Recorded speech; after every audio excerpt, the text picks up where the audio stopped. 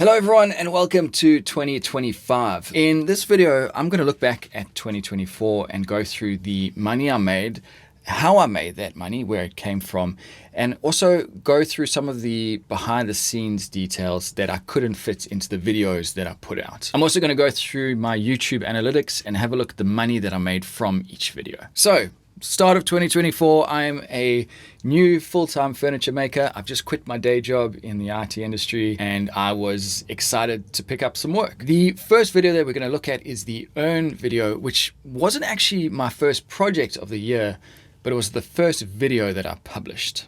So you're thinking of taking your furniture business from a hobby to a full-time job. This video will show you my experience as I start that journey and focus on how I quoted for this commission. I'm also going to track exactly how much time I spent on it, so it'll give you an idea of what goes into a project like this. So with that said, let's get into it. This job was an email referral that I got from a local woodworker through Instagram. If you're in the industry and trying to figure out where leads can come from, this is where I've got both of mine. I had a quick phone call with the client just to better understand the requirements, and they were very loose. This was also an indication of how the rest of the project was going to go. Because the actual project itself was relatively simple, I created 4 different designs in SketchUp and sent them over to the client free of charge. They ranged from simple all the way up to complex, and I was using this as a way to try and judge where the client was and what they wanted. In the end, he chose the most complex design, but didn't want any changes made to it. The client wanted the deceased's name carved into the top, and for obvious reasons, I'm not going to show this here, but I worked with Dan from Riverside Woodworks to come up with 2 design options and sent those to the client. In the email, I said these are the 2 design options that I can do, but I can make minor changes to them if you want. But wouldn't you know, they came back and chose one and said it's perfect as is. So after that, I went to my local wood supplier just to get an idea of what the materials would cost. All right, on the menu today is some of this red cedar. This client wanted a particular type of timber, which made this part a little easier. Got a rough idea of the cuts that I need. Once I'd figured that out, I put the quote together and sent that off. Just back in the shop. This is what I went with in the end. It's a piece of red cedar. A little bit more expensive by linear meter than I was expecting, but that's because this one's been dressed. I kind of thought to myself, let me get a dressed piece so I don't have to do any milling. That's going to save on time, even though the cost of material is a bit higher. I like the idea of asking for 50% deposit on a job, but because this was quite small and the cost of material was relatively low, I just asked for 25%. That was enough to buy all the material that I needed, so I wasn't opening myself up to too much risk. The actual box itself was a relatively straightforward build. I started by marking all the parts that I needed from that board and cut them out.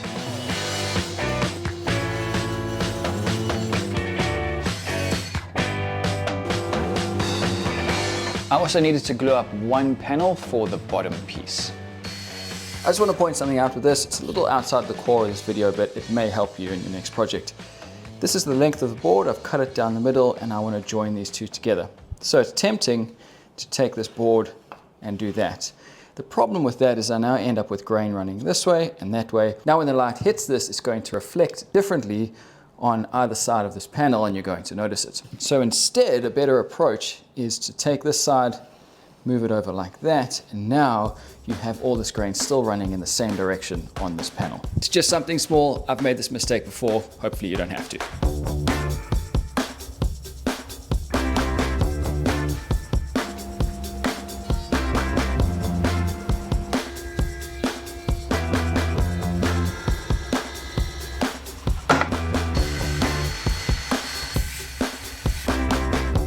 Then with the side panels milled and sanded, I could cut the miters and create the box.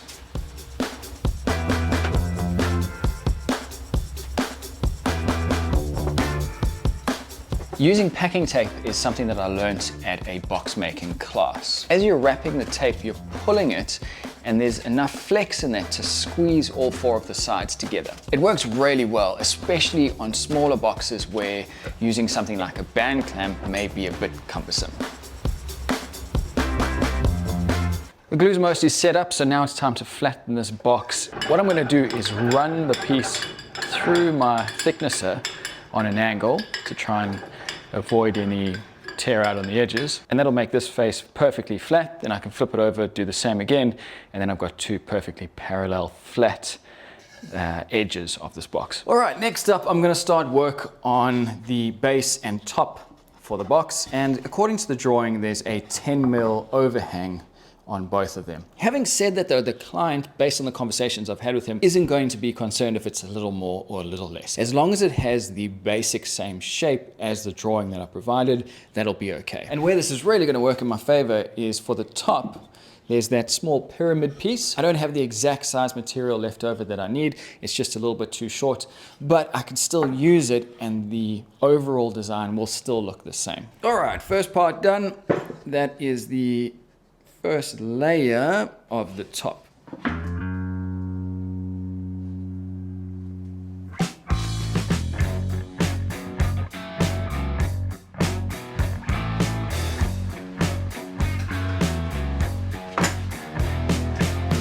Probably the most technical part of this project was making the feet, only because they were so small. But making an improvised router table made it easy to push these small pieces over a cove bit.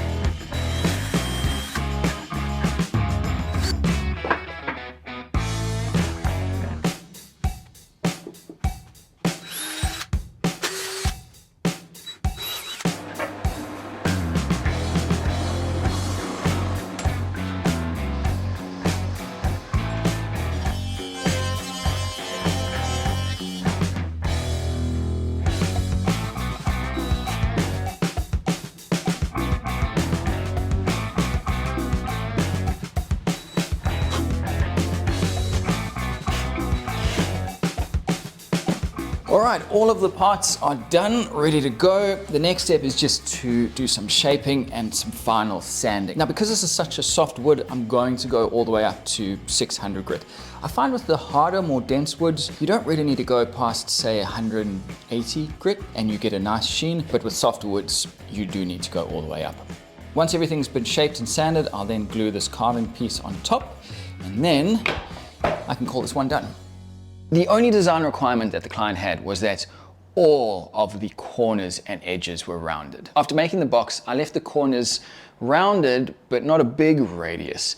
And I decided to contact the client just to double check that this is what they wanted. He responded immediately, please make the corners rounder. It's not a design decision that I would have made. I thought the slightly sharper corners with the rounded top and bottom look better, but I'm so thankful that I contacted him in the end just to double check.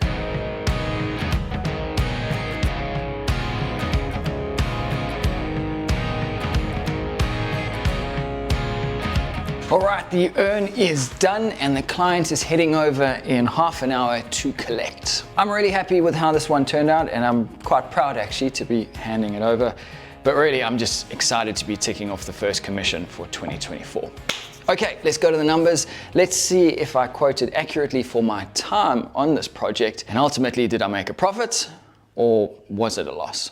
This project spanned over 7 sessions, with the longest session being 4 hours. Overall, I spent 10 hours and 45 minutes, but I quoted 6.5. My expenses were $68 and my income was $442. At $60 per hour for my time, that means my income needed to have been $645, which means in the end, I made a loss of $203. But with all of that said, the project went really smoothly and I understand that I am still in the early phases, so I'm figuring a lot of this out. If you've enjoyed this video and the detail that I've gone into, including costs and prices, etc., let me know in the comments down below. One of the main goals with this channel is to be fully transparent. So if you have any questions about money and finances, which a lot of people don't want to talk about, please just throw them at me. I was so excited to hand that project over to the client at the end, but I had some conflicting feelings at the same time. I mentioned in the video that I was trying to get information out of the client and I was having a hard time with that. But of course I was. This client is dealing with one of the worst things possible that could happen to them.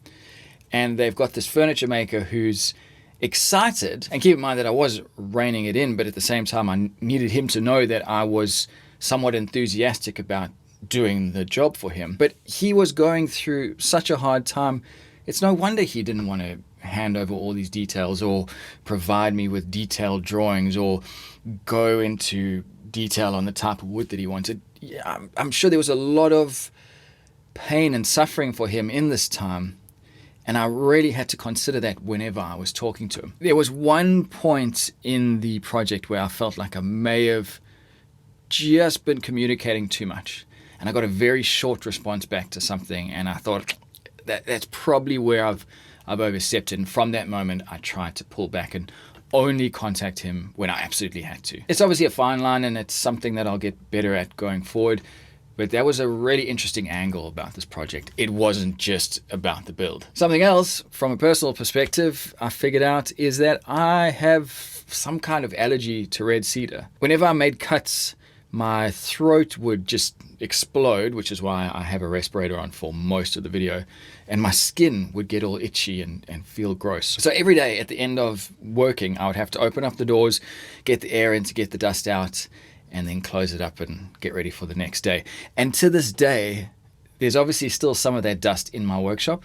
To this day, every now and then it gets kicked up and I can smell it, and I immediately can pick up on that smell again because my body has that reaction to it. All right, next up was the high chair video, and this one's got a very interesting backstory, which we'll get to after the video.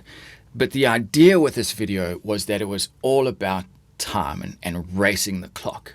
Righto, got a challenge today. I have a client who wants me to build a copy of this high chair, and I've quoted them 4.5 hours. So in this video, we're gonna see if I can actually do it in that time. And it's also gonna be a good test for me to see, can I build at a serious pace? So comments down below how long you think it'll take me to build this. I'm gonna be documenting the whole process, so we'll see exactly what the time was in the end. And so without further ado, I better get started. Let's get into this. Oh, and if you're new to the channel, welcome. My name's Robin Lewis. Actually, I've got a way better idea.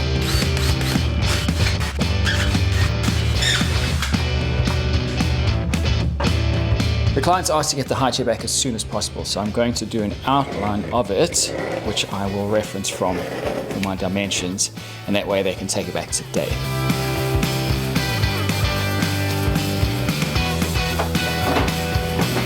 First job is to go through those boards and mark out exactly what part of the frame they belong to.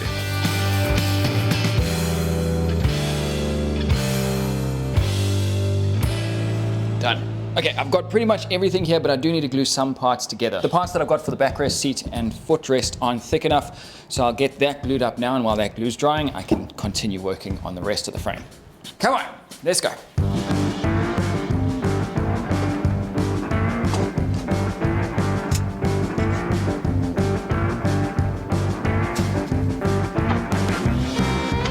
Those are in clamps, so now I can scratch around and find this guy, an angle finder.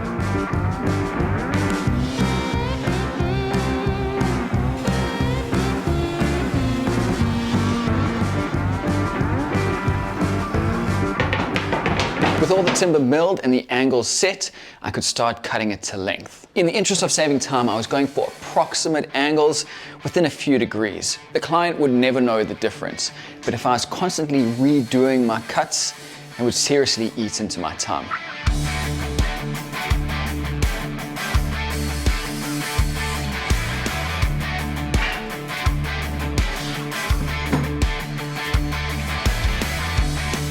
Trying to get this board to be a perfect mirror image of this one. So I've lined it up here where it touches, and then over here on this point, it's probably up by about 0.5 mil. And I've been working on this now for too long, and I keep having to remind myself, 0.5 millimeter in the grand scheme of things is gonna do nothing, so I need to push forward, otherwise I'm gonna run out of time.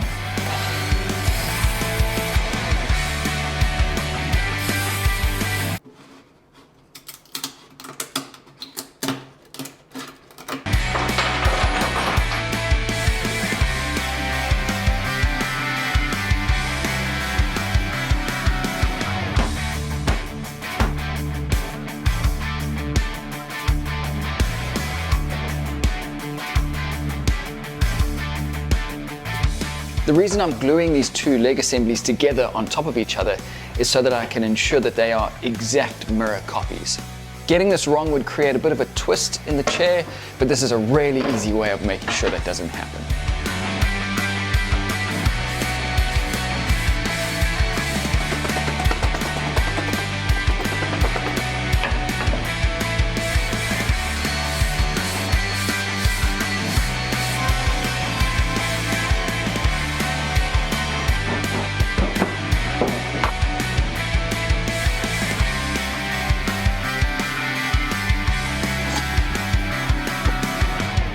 Okay, quick status update. I finished the second leg. This is probably the most complicated part of the build and the most time consuming. So with this out of the way, I'm gonna be able to steam forward from here. Next up, I'm gonna work on the backrest, the seat, and the footrest. And once those are complete and finalized, I can route the grooves into these legs. I haven't actually calculated those times yet, but just looking at it, I have a feeling I'm gonna run out of time.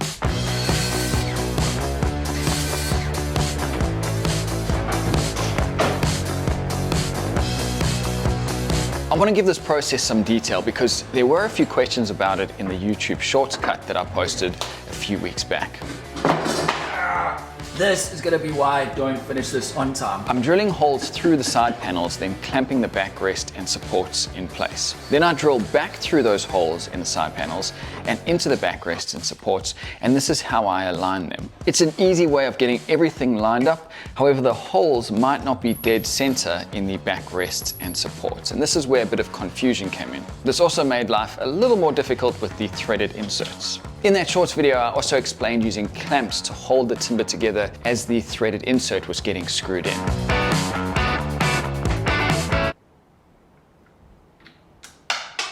The insert was then removed and put back in with epoxy. So while that's drying, I'm going to work on the slots that the footrest and seat are going to slide into.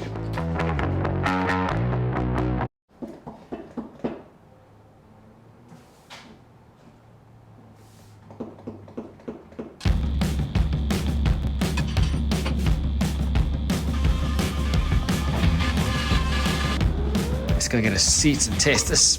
Bang on, that's perfect. That's exactly what I wanted.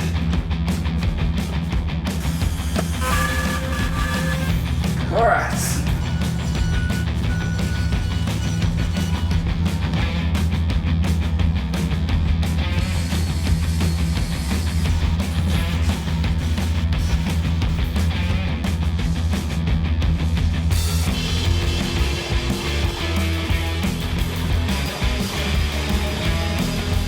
Right, I'm just going straight oil on this because it's nice and quick to apply. No need to sand in between coats, and it's food safe. All right, that is all the finish applied. So this is technically done at this point, but I'm not going to call it done until I do one last assembly. And after that, then I'll stop the clock.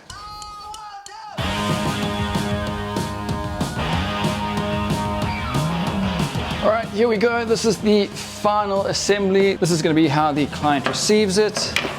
All right, let's do this.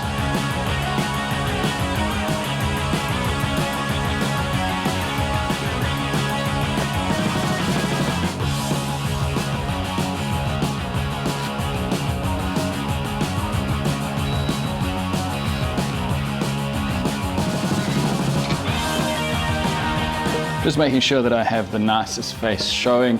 Doesn't really make a big difference on the use of the chair, but again, it's just all to make that initial viewing, that initial impact, that little bit better for the client.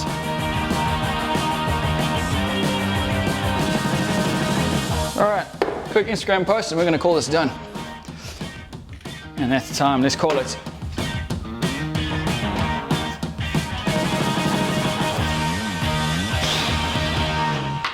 And that is a wrap.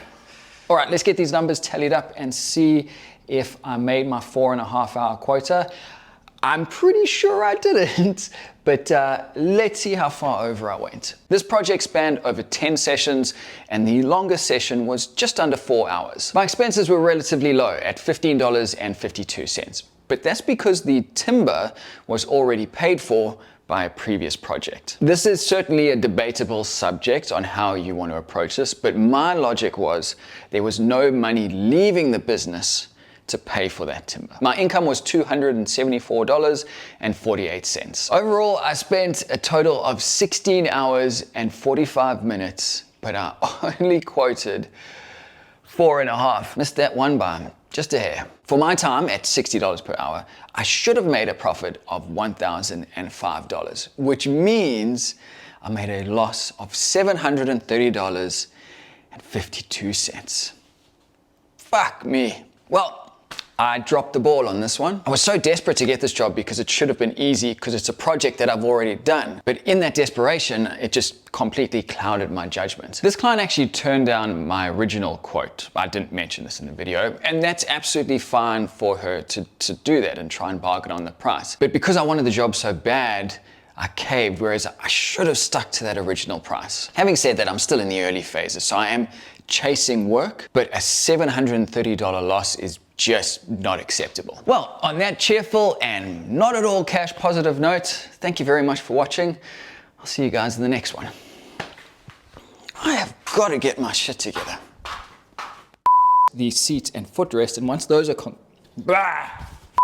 but I'm not going to call it done until I do one full assembly, and then I'll stop the top. Fuck me. So obviously dropped the ball on that one. In hindsight, looking back, I don't know how I thought it was even logically possible to get that done in that time. I mean, it was never going to work. I mentioned this in the video, but I was just so desperate to get the job because I thought it was going to be so easy. And the reason for that is this was now the second time that I was building this project. This client was kind of a repeat customer. That chair that I was using in the beginning to design the new one off, that was a chair that I built many years ago for my son. I then sold it on Facebook Marketplace to this client, who then came back years later to say, hey, I've had another kid. Can you make me another one of those chairs? So in my mind, making it the second time, I had a good idea of what it was going to be, so I assumed I'd be able to smash it out in that time that I set. Obviously, that didn't happen. Something else about that project is the chair actually broke a couple of days after delivering it. The client took it home and an adult sat on it and that seat broke. And this was a really good teaching moment for me. When I was building it, I was looking at that thin seat and thinking this might be a bit too thin. I wanted to keep the whole design as sleek as possible, but obviously it's got to be functional. So I had my kids tested and they didn't break it. They sat on it, they stood on it, and it was all fine. And so in my mind, when I was delivering this, everything was cool. But going forward, what this has taught me is I should have done one of two things. Either I should have been explicit with the client and said, this is for a child. This is not for an adult. If an adult sits on it, it's going to break. And if they didn't like that, we could have adjusted. Or the other option was to build this with a near worst case scenario in mind. I mean, obviously at some point you can do damage to this and it will break. So I can't account for all scenarios.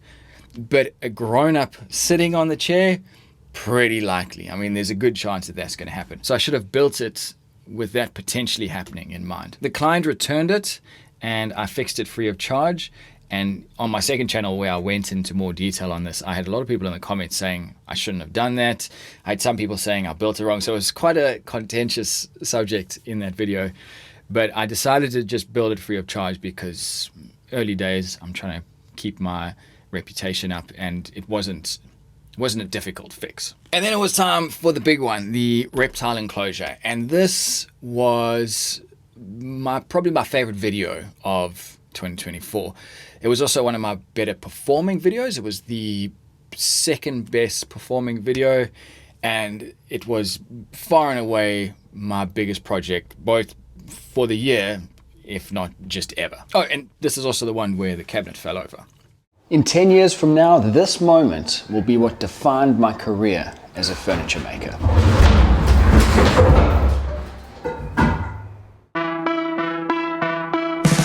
Okay, this is where the rubber meets the road. I've just quit my day job and this is my first commission, so I have to get this one right. At the end of 2023, life presented me with an opportunity to fulfill a long-time goal of becoming a full-time furniture maker. Around the same time, I received an email from someone looking for a large piece of furniture. Perfect timing. This is the exciting and somewhat terrifying true story of how I completed my first major client commission. This was a big project that almost broke me. My first step on this journey was to figure out how much it would cost, like actual money out of the bank, to build this piece of furniture, a reptile enclosure. I checked out a bunch of timber yards, some successful, some not so successful. I assume they've closed. Of course they closed. It's the weekend of Christmas. But I felt like I was missing something. If you've quoted a woodworking job before, you'll know what a minefield it can be. I had heard that it can be tough, but I felt way out of my depth going into this. So I called up two people who I trust who have been doing this for a very long time. First off, thanks obviously for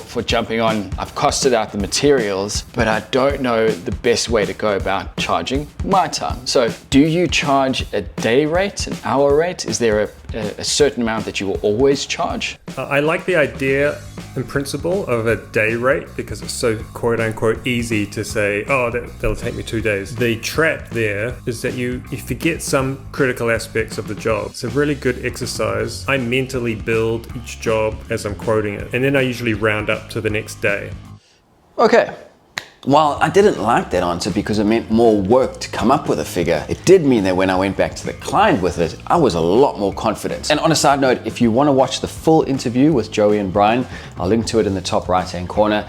If you're in the industry, this is a really good watch. So I sent the price to the client over email, and later that day, I got a call. All right, so that was the client. They are happy with the amount that I've quoted them on. So now I'm going to send through the official quote, and that's going to have my payment details for the 50% deposit. Once that comes through, I can buy the material and get started.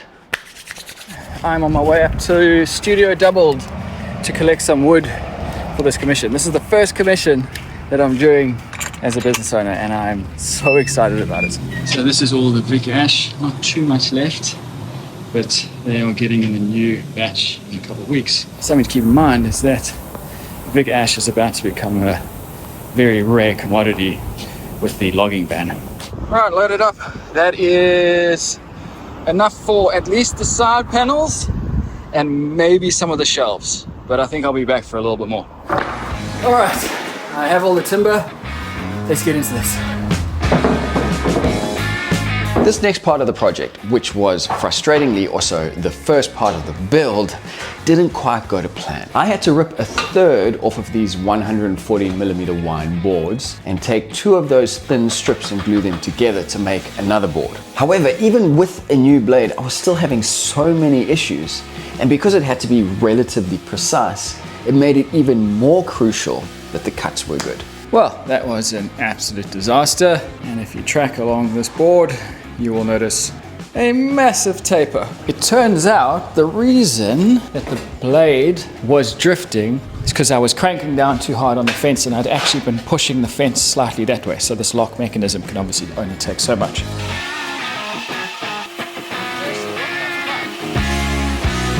Well, no wonder that cut didn't work so great. That screw thread fell out halfway through the cut. So this bearing has just dropped.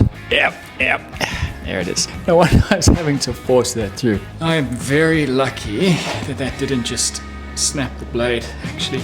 I've wanted to be a full-time furniture maker for almost 10 years now. I have dreamed about the moment when I quit my day job and I sink everything into making one-of-a-kind pieces of art. And here I am on day one, completely stuffing it up. Well, it wasn't a very fun cut to make, but that's really not bad. That'll work.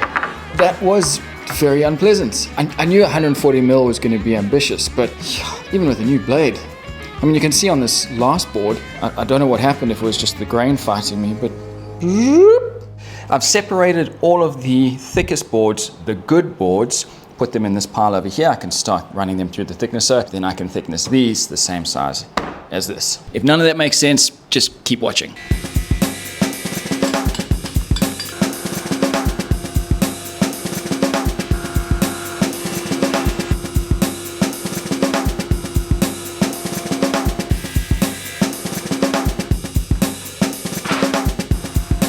And after all that milling, I'm left with 3 different piles. The first are the main thick panels. Over here, I've got all the thin panels, so I'll glue these together, and that'll make up a full panel of one of these. That way I have 6, 7, 8, 9, 10, and 1 spare thin board just in case.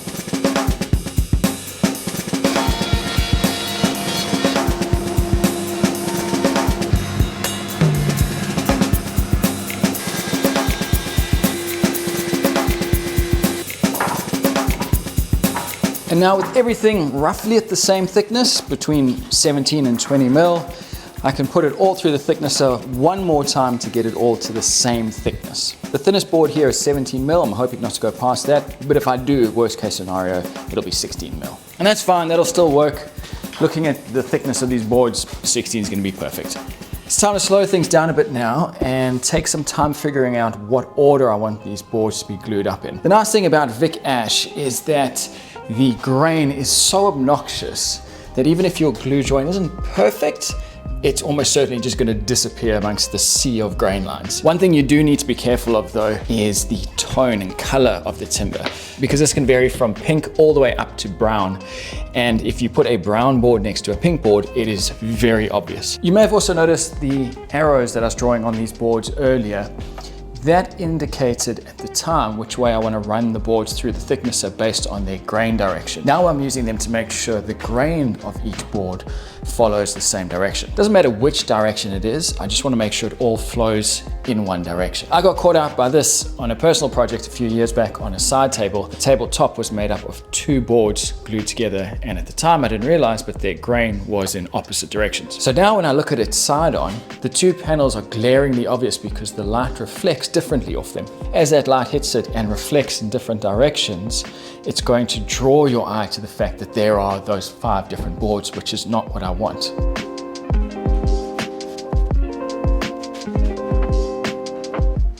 Even with these calls, I didn't quite nail the alignment of the boards in the first glue up because of their long length. So the panels needed a lot of sanding to remove some high spots along the glue lines. In hindsight, instead of trying to glue up all the boards at once, I should have only done 2 or 3 at a time so I had more control, like I did in the later glue ups. Lesson learned. Just a little tip for the woodworkers out there. These long reach or deep throat clamps are super helpful. Just a couple of them to have around the shop for situations like this with deep panels. So much help. Definitely worth the money.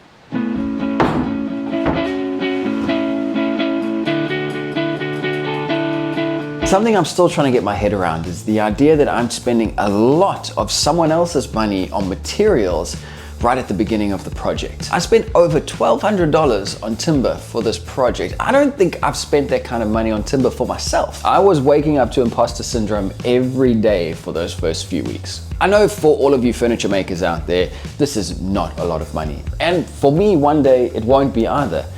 But right now, the idea of commanding that kind of financial responsibility is a little scary. It's amazing how suddenly the stakes are up and the pressure's on compared to when this was just a hobby. I wasn't expecting this to test my confidence so much.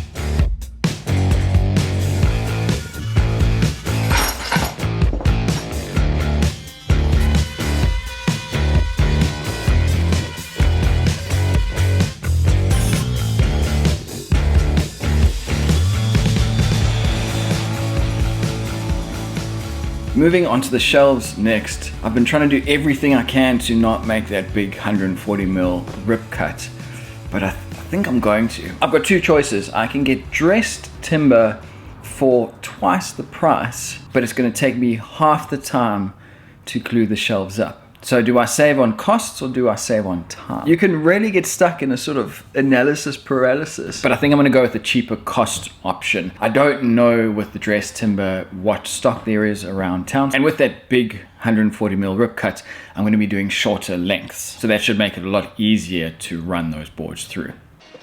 Now that I've cleaned up this timber, I've noticed something that I was hoping wasn't going to be an issue. When I looked at this new batch of timber yesterday at the timber yard, I did think to myself it was a slightly different tone, but I thought, you know, how different could it be? Well, this is the previous batch of timber, and this is yesterday's. For all intents and purposes, these may as well just be different species of tree. So to get around the issue, I'm going to make the shelves mostly out of this beige color, but the front edge, the face frame of the shelf, will have a strip of this pink timber. A bit of a bummer, but if you wanted some value and takeaway from this video, here it is. Take a piece of timber with you to the timber yard if you're trying to match up color and tone. Doing the big rip cut the second time around was way better because I implemented the basics better. I milled the timber first, so it was flat on the table and on the fence, so I didn't feel like I was having to force it against the fence the whole time. I clamped the other end of the fence in place so it added a lot more support. I started the cut slow to set the blade accurately, and then I made sure to focus on feed speed. Righto, that is the last board done. And I have just enough pieces here to make up the 5 shelves. I bought extra timber, I used extra timber, I'm so glad that I did. Okay, same as the side panels, I've got some thick boards, some thin boards. The thin boards get glued up, then we get all the boards the same size, probably around 18 mil.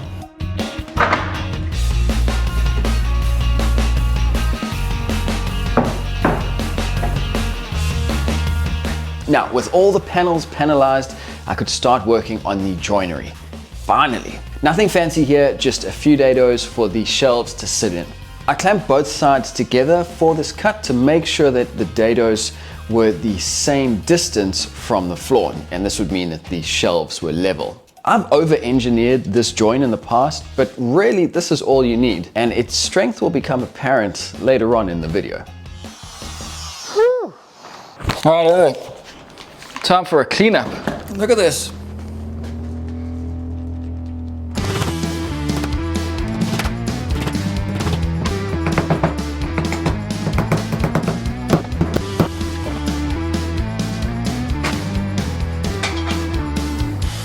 While I had my rider out, I also cut dados into the underside of the shelves for the client to run 240 volt wire. This would be for the lights in each tank. The main glue up was pretty stressful because of the size of the pieces. I had to move relatively quickly and get everything lined up while also fighting one cupped shelf.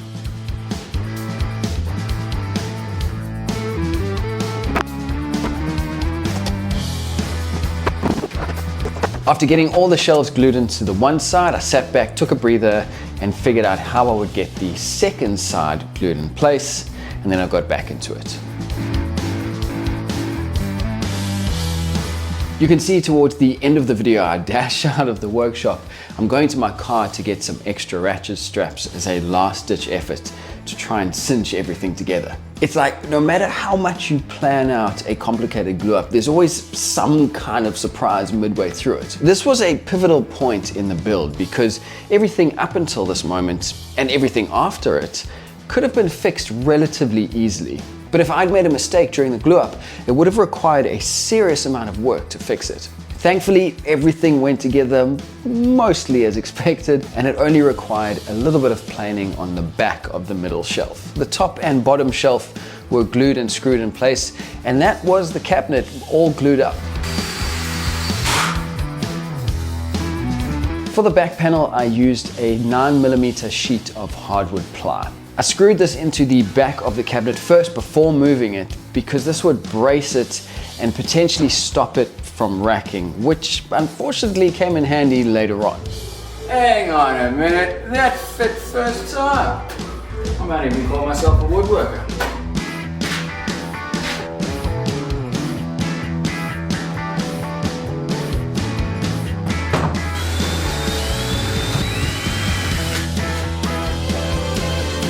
These small holes that I'm cutting into the back of it are for that 240 volt wiring to run through.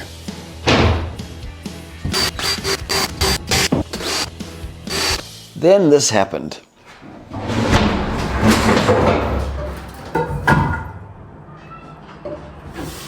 Feck.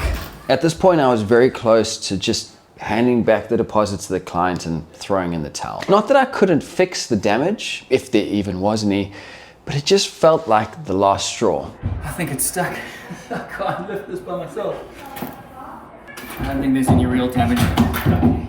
I was already under so much pressure with this build, and this accident just made me feel completely out of my depth. In hindsight, pushing forward through this will always be a kind of badge of honor and a key memory in my career. Dan came around later that day to help me lift it up, and it only just cleared the ceiling. And at that point, I could inspect the damage. Well, that was something. I've had a look over the whole cabinet, and the worst bit of damage is down here in the corner where it's crushed a little bit.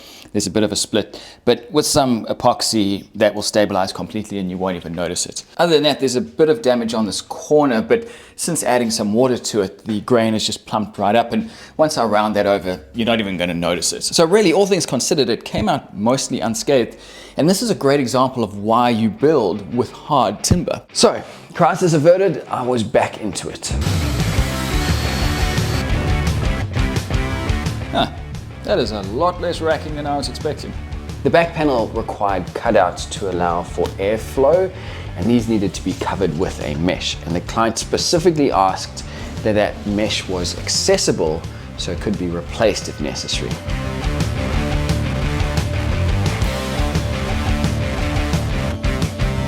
If you're wondering, this is a 6.5mm aperture wire mesh.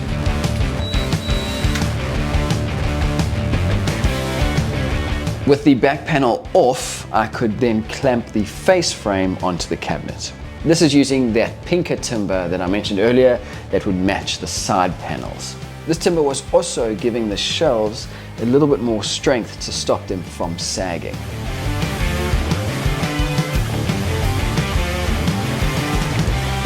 Righto, time for finish, and I'm going pretty low tech on this one. It is boiled linseed oil and terps mixed 50-50. I've done some tests with this and it comes up with a really nice finish, and it's also quite economical.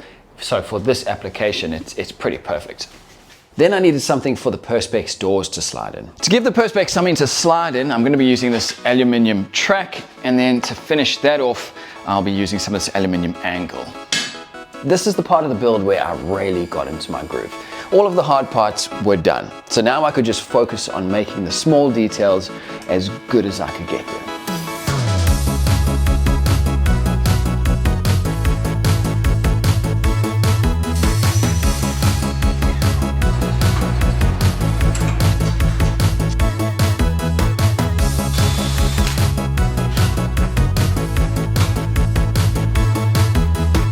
The design called for a box that would slide in and out of the bottom shelf. This meant building more panels out of Vic Ash. In the end, I decided to spend the extra money and just buy some dress material. I did the maths, and it costs around $180 extra for the dress material, which equates to about 3 hours of my time. And the time it takes me to rip and dress these boards would come close to, if not even more than 3 hours anyway. And buying a dress meant that I could move along with the project a lot quicker.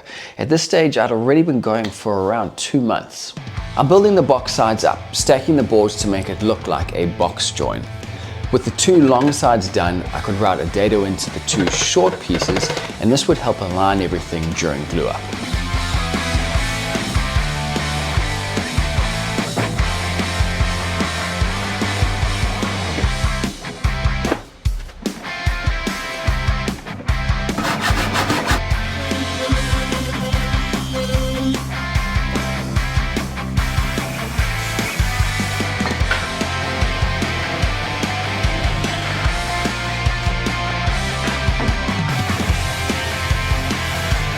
While cutting out the front panel, I couldn't quite finish it off with my handsaw, so I had to bring out the ultimate crude tool, a reciprocating saw. I felt a little dirty after this, but to be fair, it got the job done. Actually, no, you know what? A tool's a tool. At the end of the day, if you can carve the Michelangelo with a crowbar, power to you.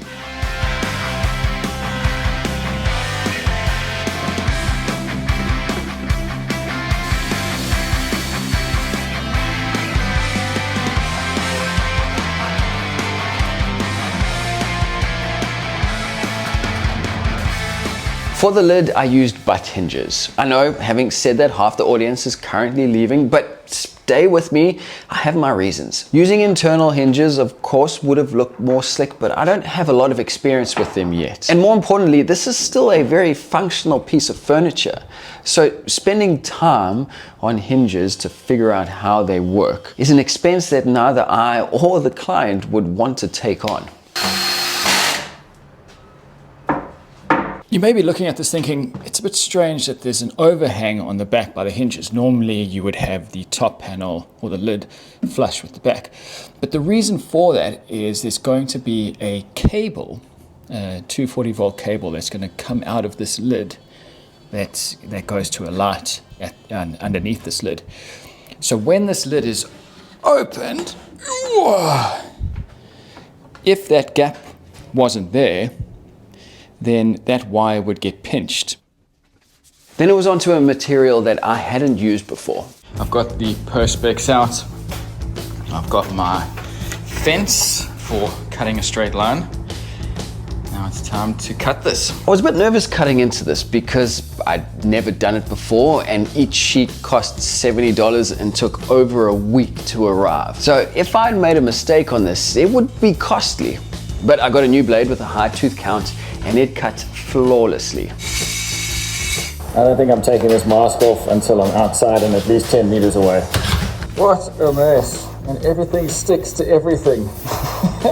I've ended up opening up the shop to get some air in here, which I hate doing because all that nice conditioned air now gets blown out and it's hot and humid, but just the smell from that perspex is just lingering in the air, and I don't like the idea of that being something that I'm breathing in. Ignoring all the mess and smell, it was really easy to work with. With the perspex cut, I could add it to the inside of the box, as well as add some handles and latches.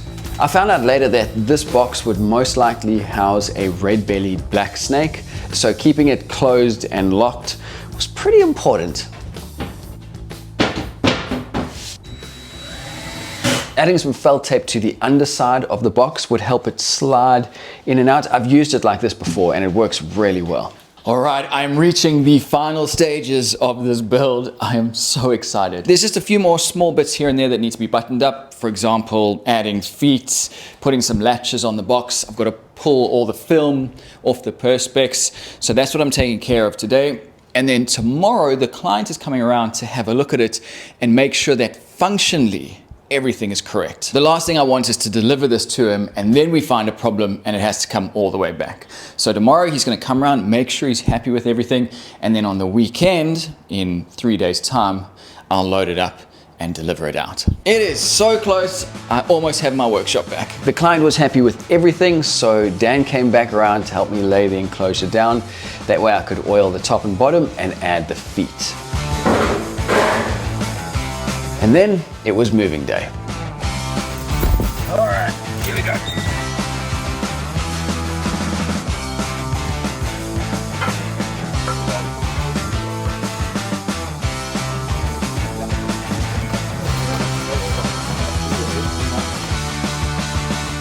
Probably a good time to say thank you to Mark and Dan for coming out to help me with this.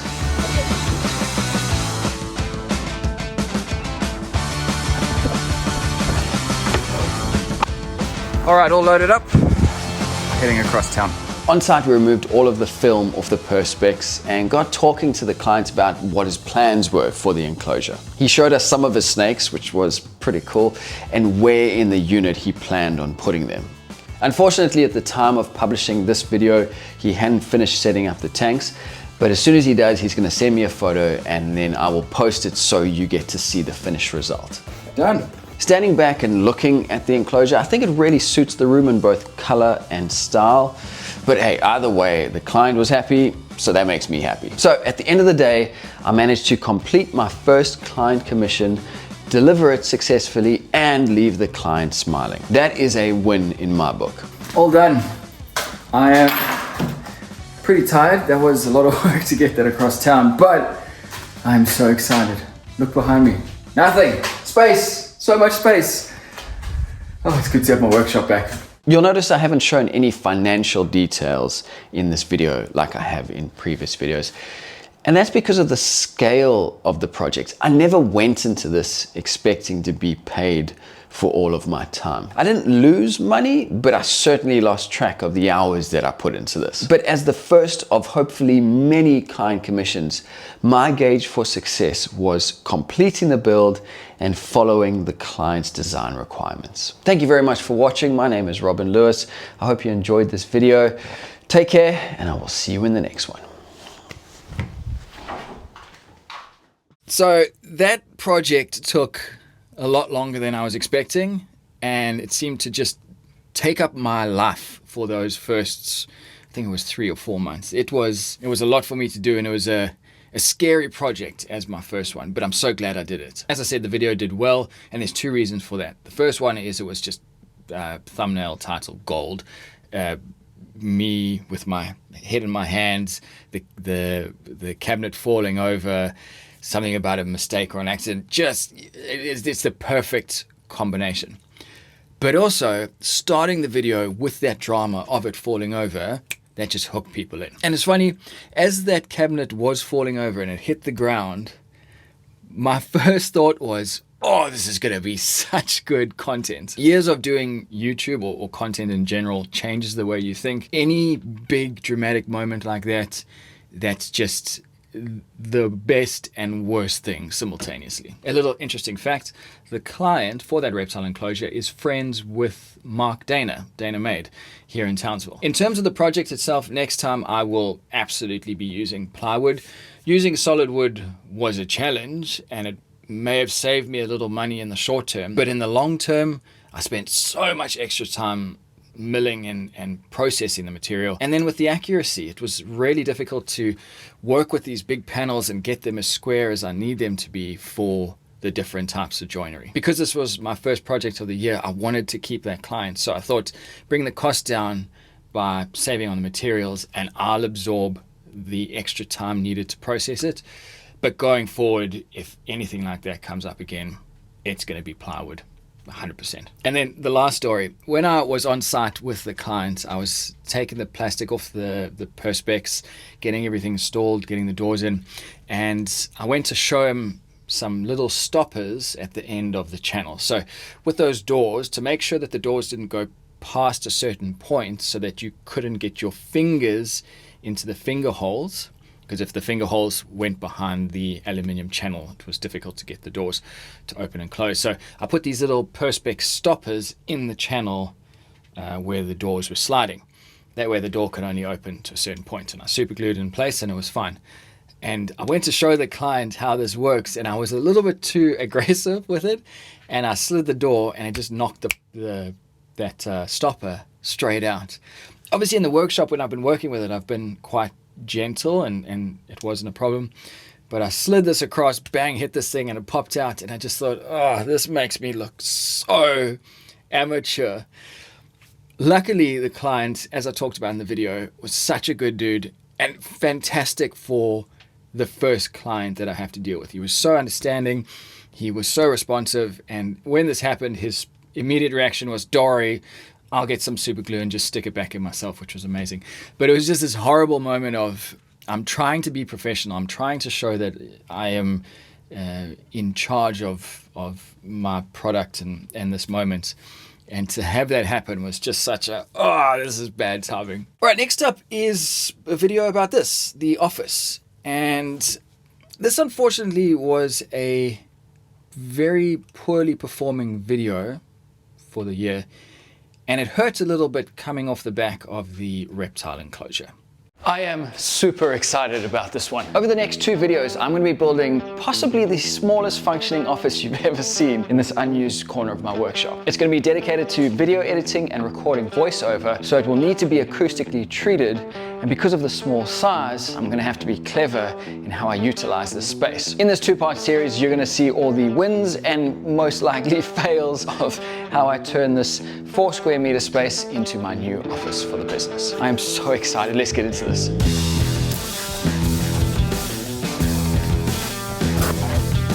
Those 2 boards are poplar gum and they weigh like 1,000,000 kilos.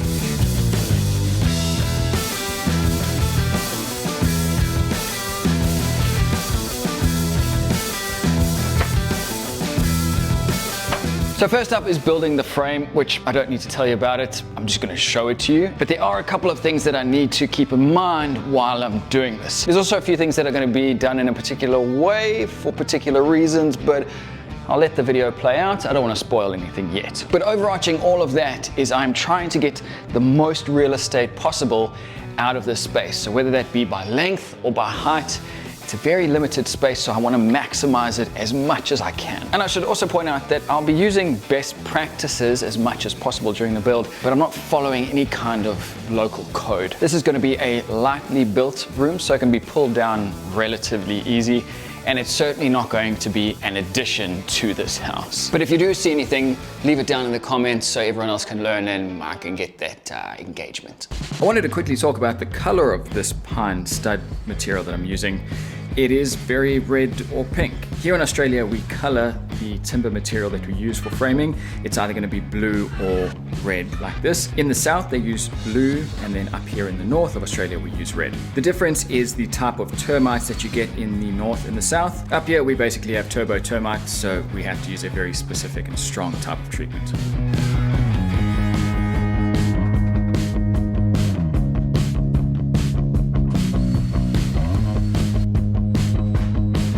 So next up, I need to anchor this frame in place. And for that, I'm going to be using these expanding bolts. The concrete wall is less than 5 years old. I was here when it was built, so I know that it's going to take one of these bolts really well. The floor, however, was here before I moved in, and based on the rest of the slab, it's pretty poor quality. There's only one way to find out, and that's to start drilling holes. But with that in mind, I'm only putting in 2 of these bolts into the concrete. What you're looking at here is one of Bosch's biggest rotary hammer drills. This is what you pull out when you want to send a message.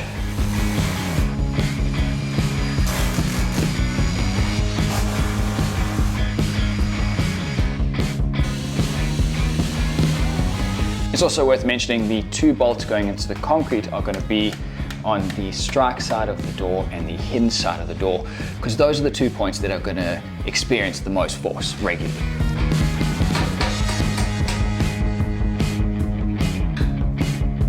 So with all the wall framing done, the next job is to put a jamb in for the door. I was going to buy this material, but I was looking around my workshop the other day and noticed I have this board, which is some old pine, and I reckon I should be able to make this work.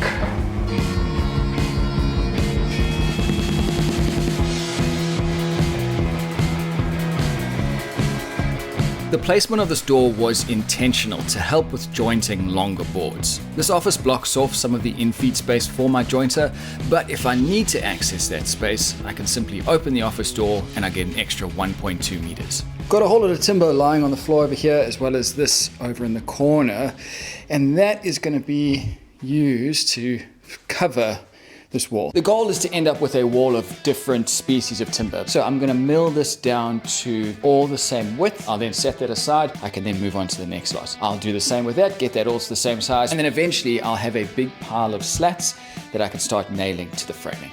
And for all the woodworkers in the room, in terms of medullary rays or medullary rays, however you say it, this timber, Silky Oak, it's amazing.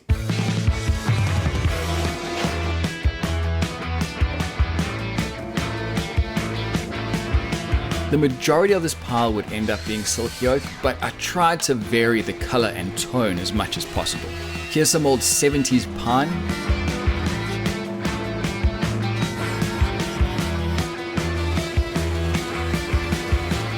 Let's add in some pale wood with something a little exotic. This is mango wood. And then to add something darker, I have some leftover myrbow. I've done some calculations. At 65 mil wide boards, I'm going to need about 52, 53 meters worth of timber. That is a lot of timber. To reduce that amount, I'm going to try and find some wider boards. And something else I've got to think about as well is I need to nail all of these boards to the studs. That is a lot. That is a lot of nailing. A leftover piece of plywood with an awkward shape. Perfect for what I need. I'm going to be able to cut long strips out of this, and because it's a pale pine, it's going to contrast all of that silky oak that I've got, which is awesome.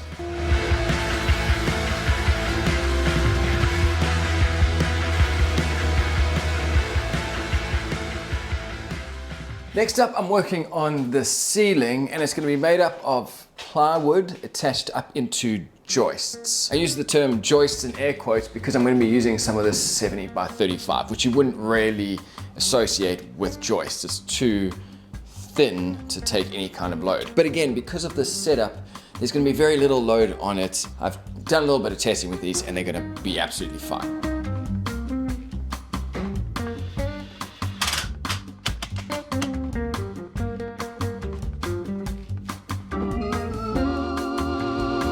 Okay, this two-man job is definitely not gonna go wrong as a one-man job. Let's see how we go. I reckon I'm gonna be able to get one screw in. Hopefully that's gonna hold the board. All right, one in. Oh shit, I should have marked the line here. Okay, let me see if I can just feel.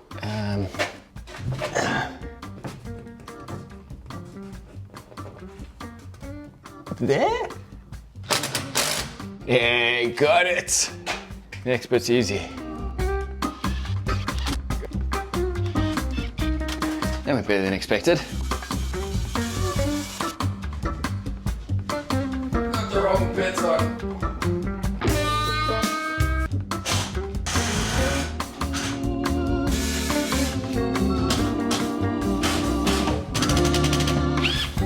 All right, I have a ceiling. Time to add a door. Nothing fancy here, just an internal hollow door, very straightforward, relatively inexpensive. I don't need to cut it to width because I made the jamb as wide as it needs to fit this door, but I will need to cut it lengthways because I've had to put in such a low ceiling because that's all I had space for. So I'll get this all cut up and hung and then pull it off and then paint it.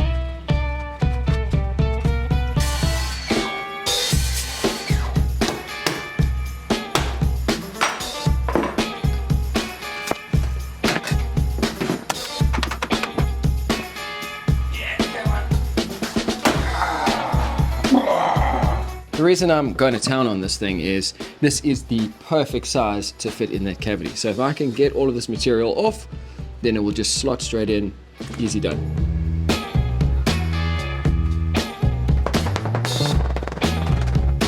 All right, 2 hinges. For that, I'm using these easy fit hinges. You can see essentially the hinge fits into itself. I've used these many times before, and it's pretty hard to get it wrong. To help with this, I'm going to be using one of these self-centering bits, and these are very divisive. I get comments from people, generally carpenters, who will say things along the lines of, this is an unnecessary tool, or it's just simpler to use a pencil, or just use a normal bit, which I do agree on in some cases. But in this scenario, I am not only finding the center of that hole, but I'm also using the tip of the self-centering bit to drill the pilot hole. So here, I think it makes sense to use one of these self-centering bits. On a side note, to all the carpenters out there, do you use these templates? I've always found it easier to just draw the lines as opposed to cutting this out and taping it in place, etc., etc. I'm interested, if you're in the trade, if that's what you do.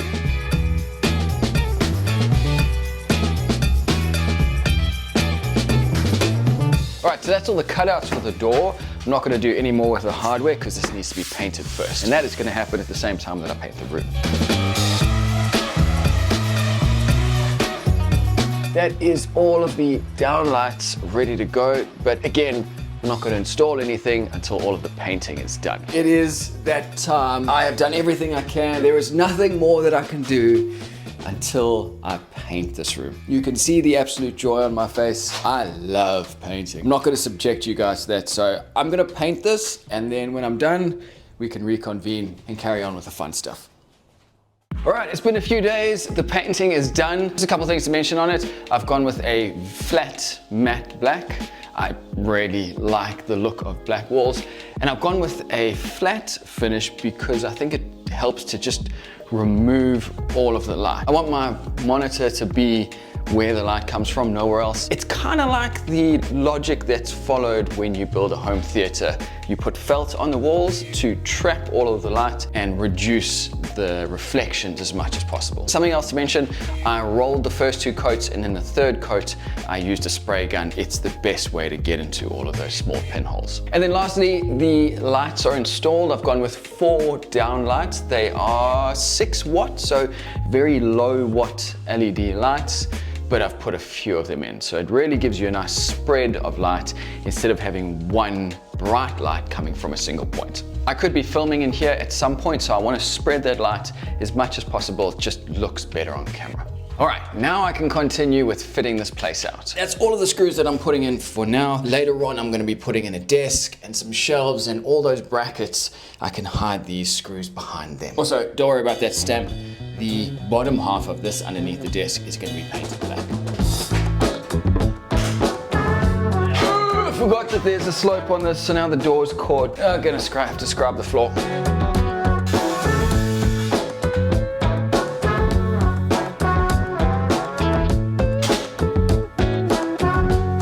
Okay, that's better.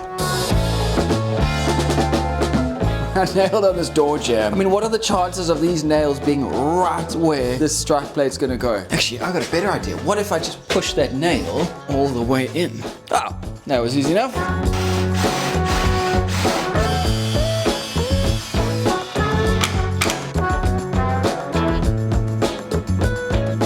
For the doorstop, I'm gonna be using some of the sassafras that a friend gave to me. It's from Tasmania. And I think with that absolutely wild grain, it's gonna look so cool as you walk through the door to see all of that.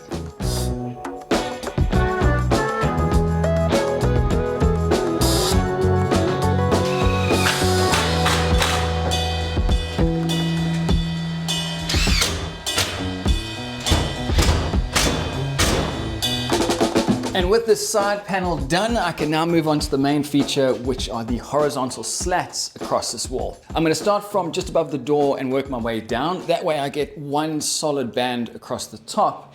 And then if I need to, or if I want to, I can then scribe to the floor. Bring on the time lapse.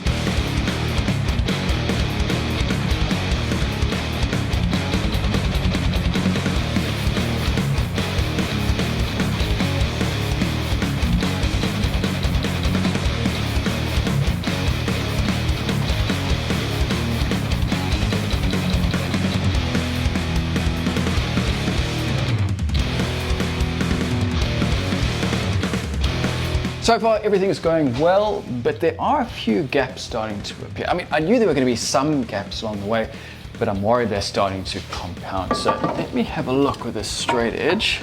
Yeah, it's still pretty flat. So it might be that some boards are ever so slightly warped, but I'll just keep checking it just so it doesn't run out.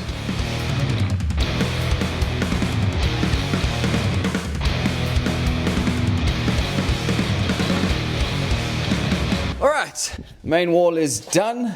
Now I've just got to do up the other side and then one across the top.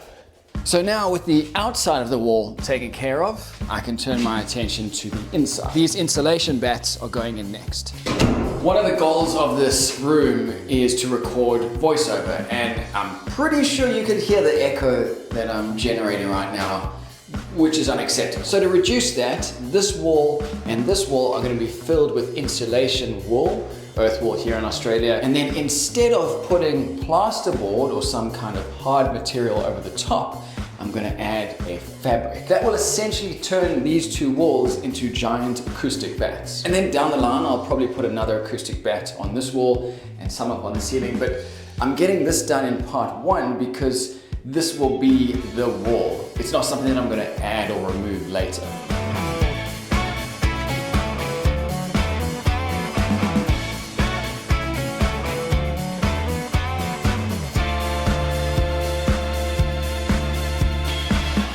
To cover the walls, I'm going to be using this fabric type is called calico. I don't know very much about fabric, but I went to the store, looked through all the different types, and it was a toss-up between this and felt. Felt is obviously a very good option, but the reason I went with this is because of how transparent it is, and that's what you want to allow that sound to pass through. No, it looks all right. Now I just got to cut off the excess.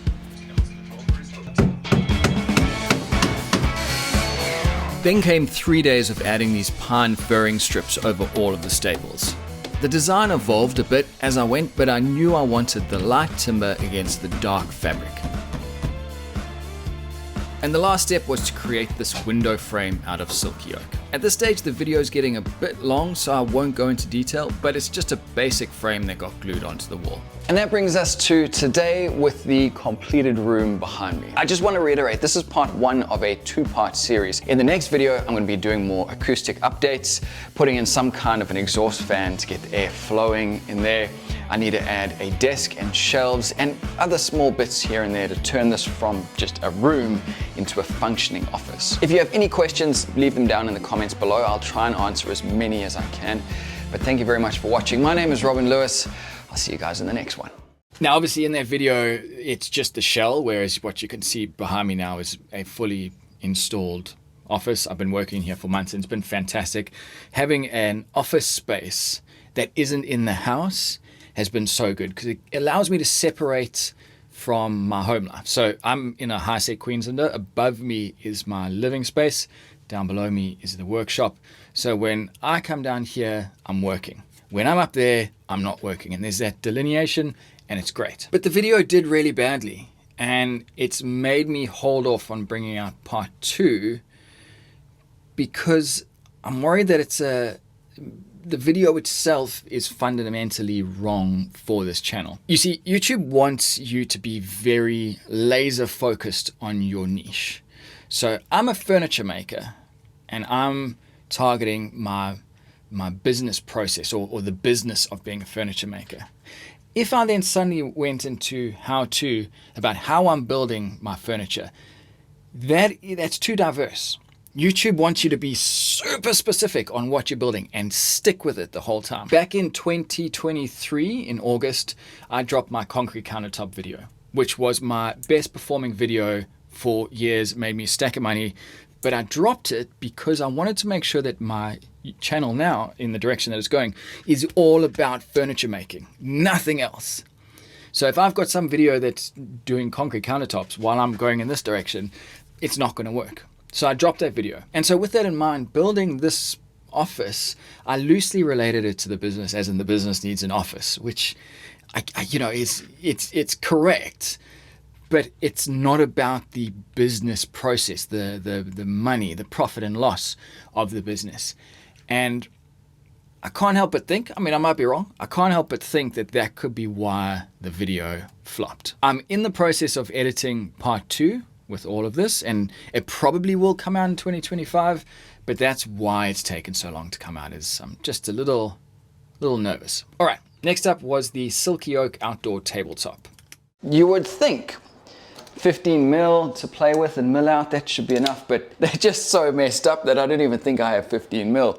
Welcome back everyone. This is probably going to be a relatively short video about this client commission where I've been asked to make an 8-seater dining table from this pile of northern silky oak. Where there might be a bit of drama though, and some kind of a story arc, is whether I'm going to be able to get enough material out of these boards. Whew, they are gnarly, and whether the client's going to agree to spend the extra money to get them milled and potentially buy extra timber on top of it to supplement all the unfortunate wastes. And I should probably mention that they only want the tabletop made, the base they're going to get from somewhere else.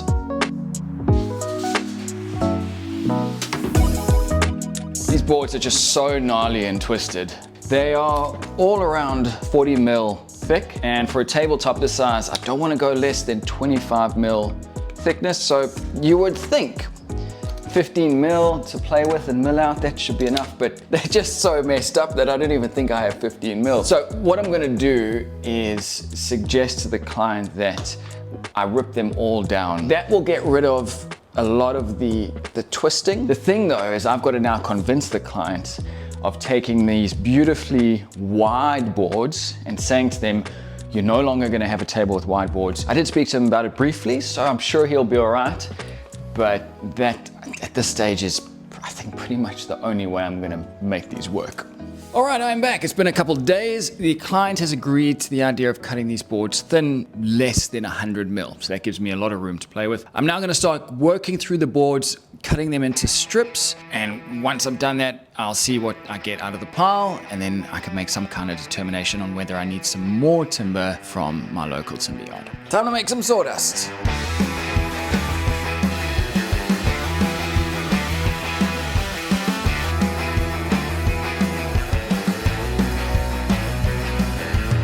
All right, this is going to work. Caveat, it's going to take a very long time. Something that's really working in my favor, this board is not entirely flat, but because silky oak is relatively soft, when it comes time to do the glue up, I can force that down like that. I don't need to make sure that everything is rock solid flat. Now in the case of this board, I should be able to get a wide board out of this. And I think having a combination of wide boards and thin boards is actually going to look pretty cool.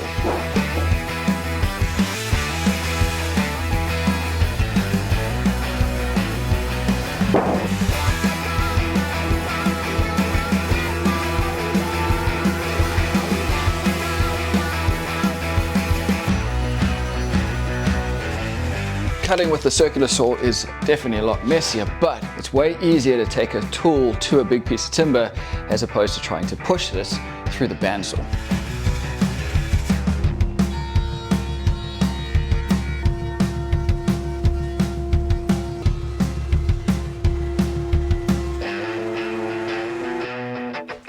All right, this was one wide board. I cut it from that down into 3 strips. Of these 3 strips, I've now created this. Just for reference, from this edge across, that's 1 meter. So it's gonna be a lot of boards. I've just been to Studio Double. One sec. I just wanna put the story on pause to explain a couple things. At this stage, the client asked to extend the width of the panel, which meant that I needed extra timber. They were on board with the extra cost, so I went over to my local timber yard and picked some up. All right, back to the video. I've essentially had to say to the client that I cannot get the rest of the timber out of those gnarly boards that he gave me, so I'm gonna have to go and buy about 500 mil width worth. Now there is going to be a bit of work in this because I'm cutting each one of these into 3 pieces. But what should make this relatively easy is these are all mostly dimensional and they're only 25 mil thick. So this should take no time at all to cut through this.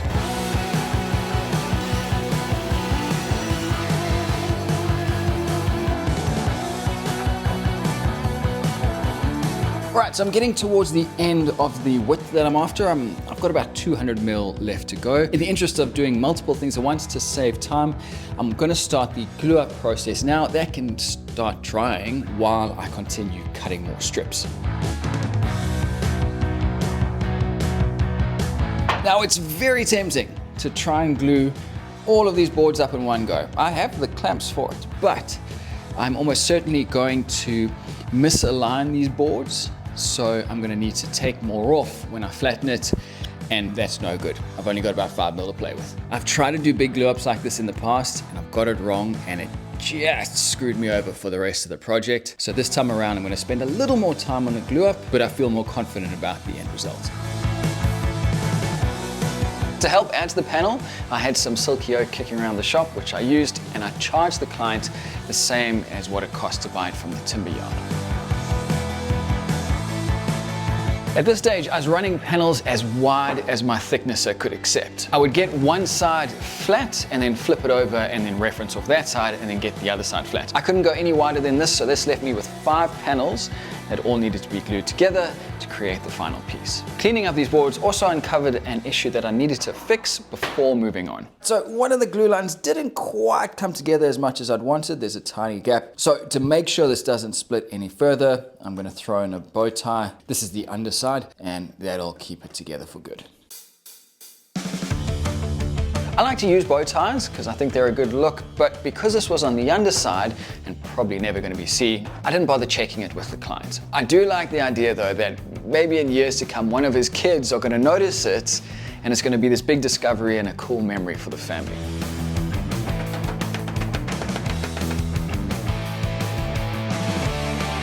Now it was time for the final glue up where I brought all the panels together. This is the final glue up, so it's this big panel and this big panel, and I'm having a hard time getting this joint to seal properly. I've checked it with my long straight edge, but then when I bring the 2 panels together with a single clamp in the middle, I can see the ends are joining nicely, but then the middle isn't. Which says to me either one or both of these boards has a slight concave shape to it, and possibly because of the width, because there's so much material to pull through, the clamps just aren't going to be able to do that. So I'm going to try something that should work. I'm going to use that long straight edge and my router with a straight bit and recut these joining edges. It is better, not perfect, but better.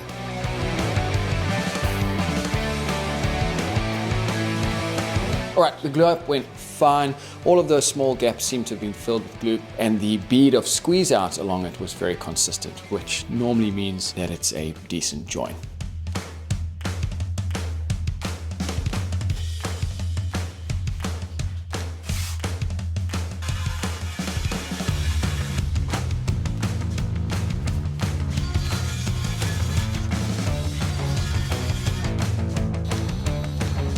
I've just been on the phone to the client and they want this round over to be a bit smaller. So Here's a lesson for all the new furniture makers out there. Unfortunately, the conversation between myself and the client was, please round over the corners so that they are kid friendly. I said, no problem, I'm a dad, I know what that means. And that was it. That was the extent of the conversation. A lot of interpretation going on there. The frustrating thing is I actually had them on site looking at the table when they made the decision to round over the corners. So then and there, I could have just drawn the type of corner that we want, and this would have all been avoided. Now, I'm not blaming myself. This was all done very vaguely. I'm not blaming the client either, because they didn't think about the definition of a rounded corner. But if you can get your client on site to look at it and actually show them what a 10 millimeter, 20 millimeter, 30 millimeter rounded corner looks like, you're gonna save yourself a lot of headache. Because now in this case, this 2 meter long table is going to have to come down by 50 mil.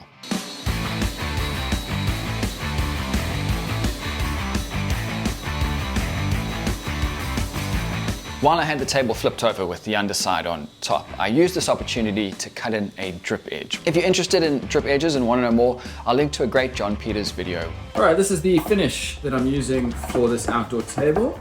It's come recommended. I hope it's gonna be good. We will find out.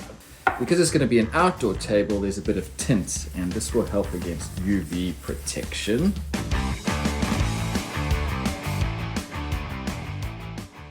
All right, I've done this once before. I've also dropped a piece of furniture like this before, so I'm always a little nervous. But now it's gotta make sure it doesn't slide off at me. Take the weight, take the weight. All right, no, stop sliding. Stop sliding. Nope. This is not good. There you go. Before moving on, I need to get a picture of the thumbnail for the video. So that will be next. Thumbnail's done. Let's get this flipped over.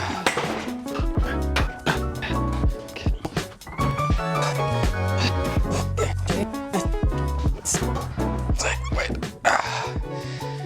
Okay. That's the hard part. Just a quick bend, lift with the knees. And we're up. Easy. Easy. All right, now it's just about putting on a profile on this edge. I'm just gonna do a simple round over. I'll sand up to 240 grit and then apply some finish. And then this project is done.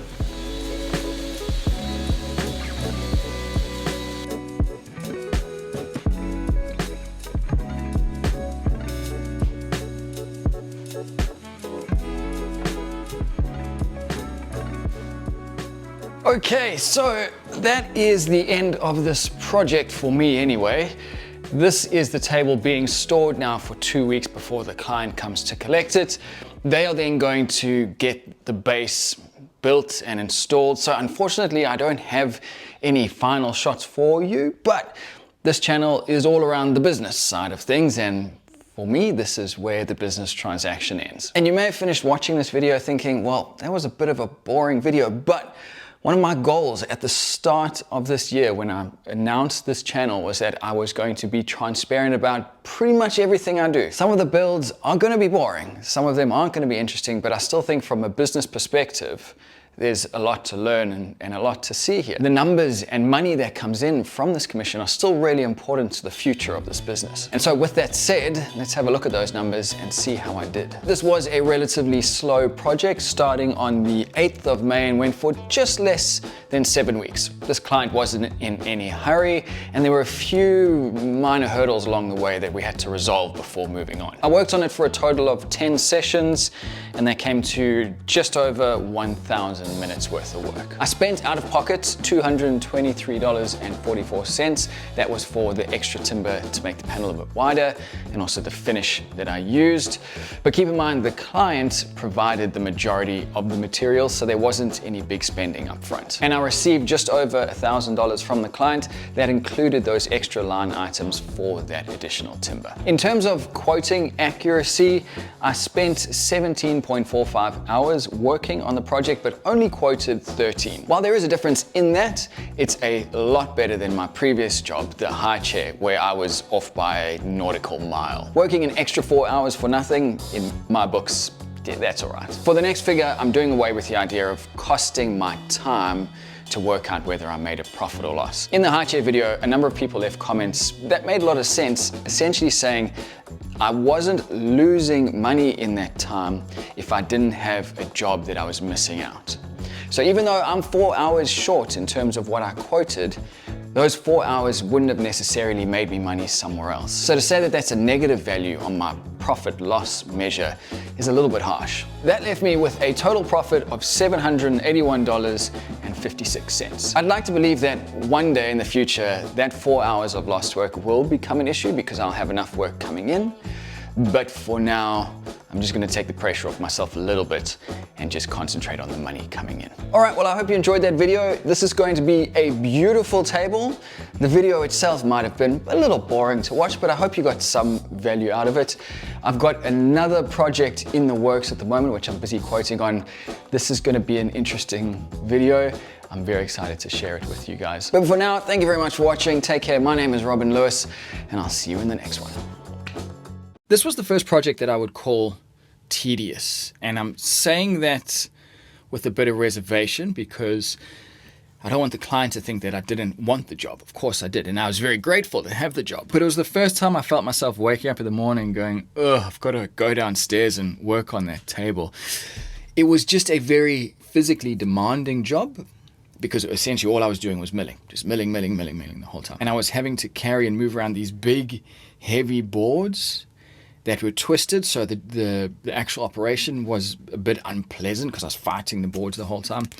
I also ended up with small forests of splinters in my fingers by the end of the day because the timber was so dry. And all of this was just to glue up a big panel.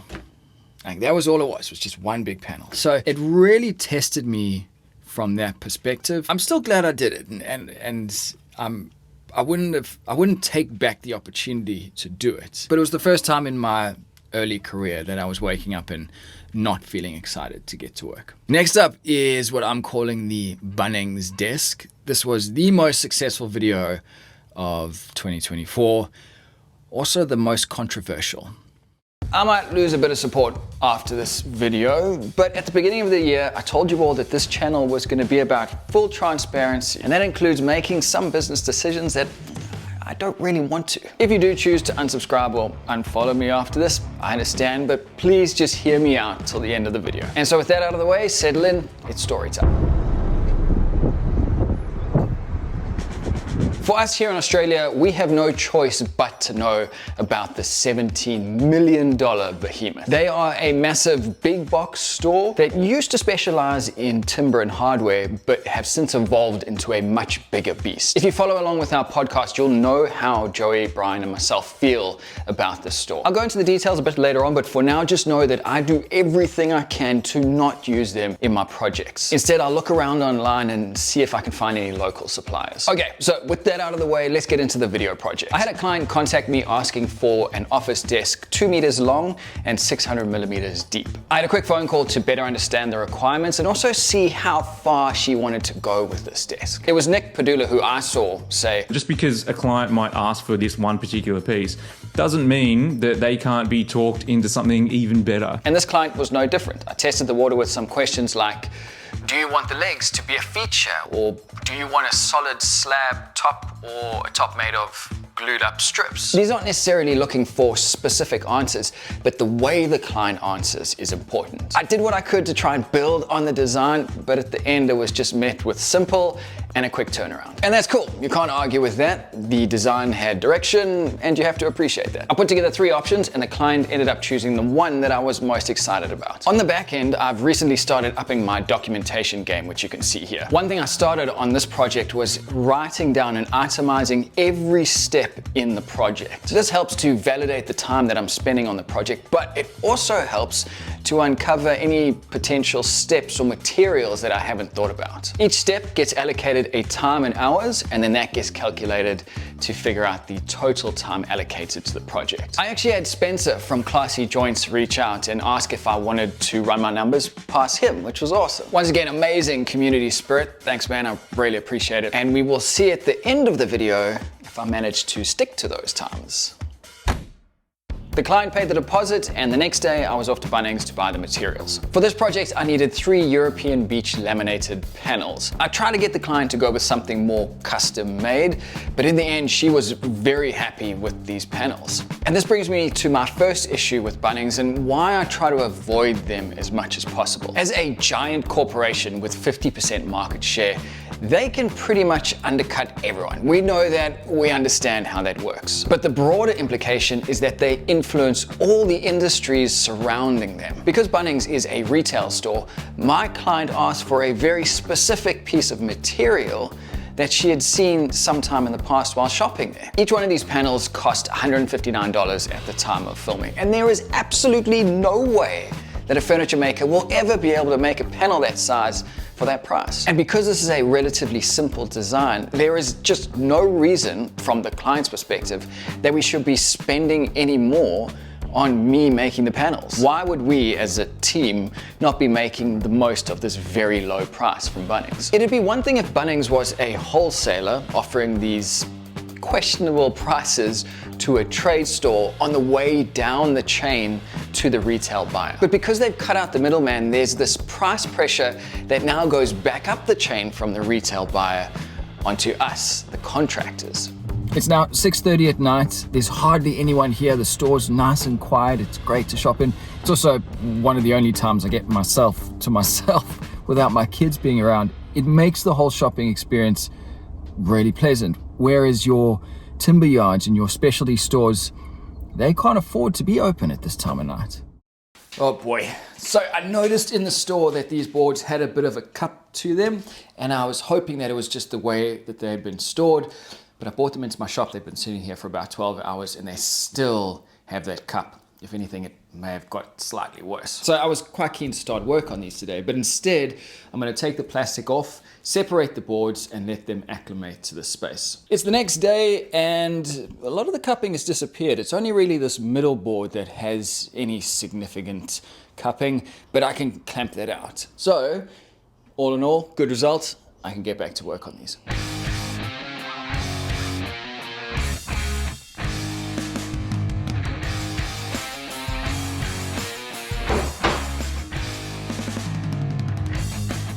I'm going to start adding a new segment to my videos where I talk about new tools that I need for the business and what I'm saving towards. This project required a lot of long, straight cuts, and having a proper track saw would have saved me a lot of time and effort.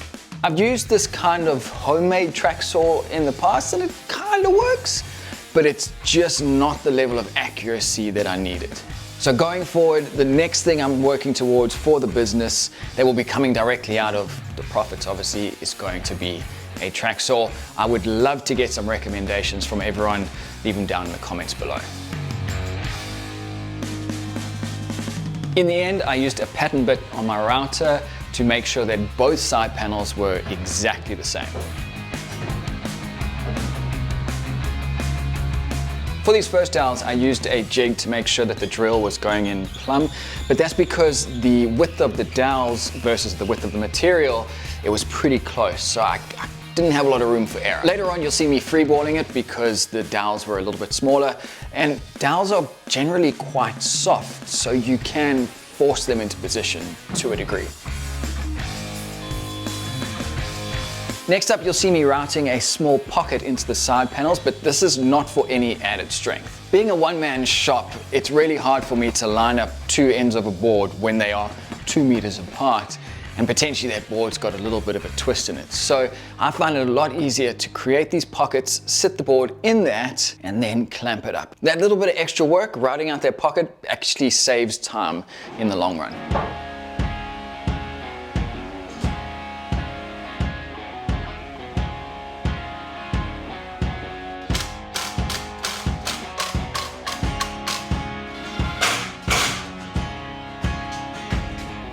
All right, moment of truth. Now I get to see whether I cut the table top to the right length to match the base. Cross fingers. And this was where I made my biggest mistake of the project.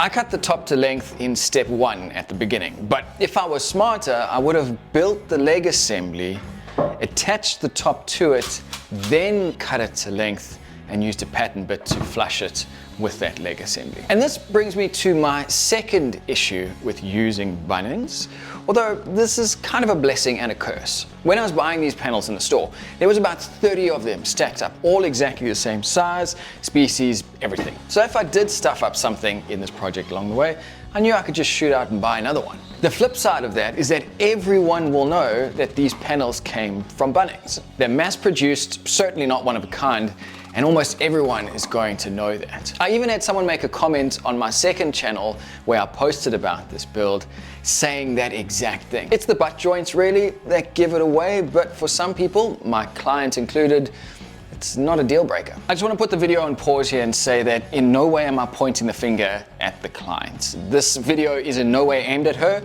or her choice of materials, and I just want to make sure that that's very clear just in case she's watching.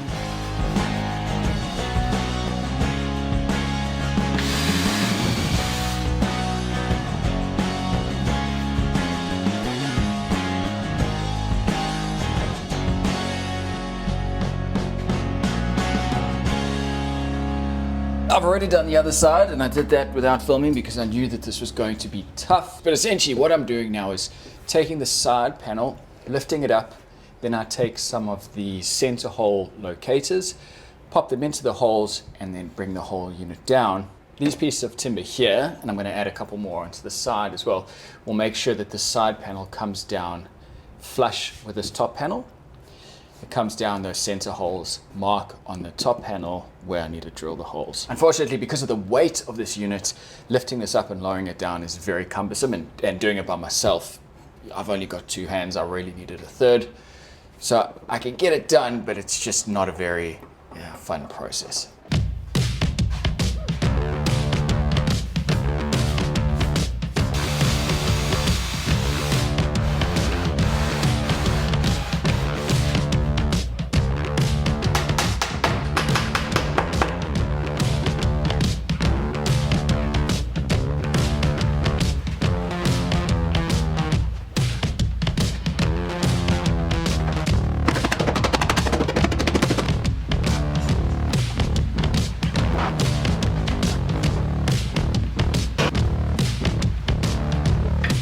That was far from ideal and definitely not pretty, but because everything was cut square and the dowel holes were drilled when it was in that square position, doesn't matter how I clamped this up, on what angle, orientation it was, everything has had to have come together square. So I'll give this a couple hours and then take it out, the clamps, and it's on to sanding.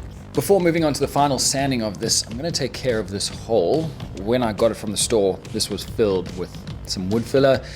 Obviously that's not okay, so I'm going to cut out this chunk of timber and then replace it with a new one. I'm only going to go a few millimeters deep, so essentially just do like a big block inlay and that'll cover that filler.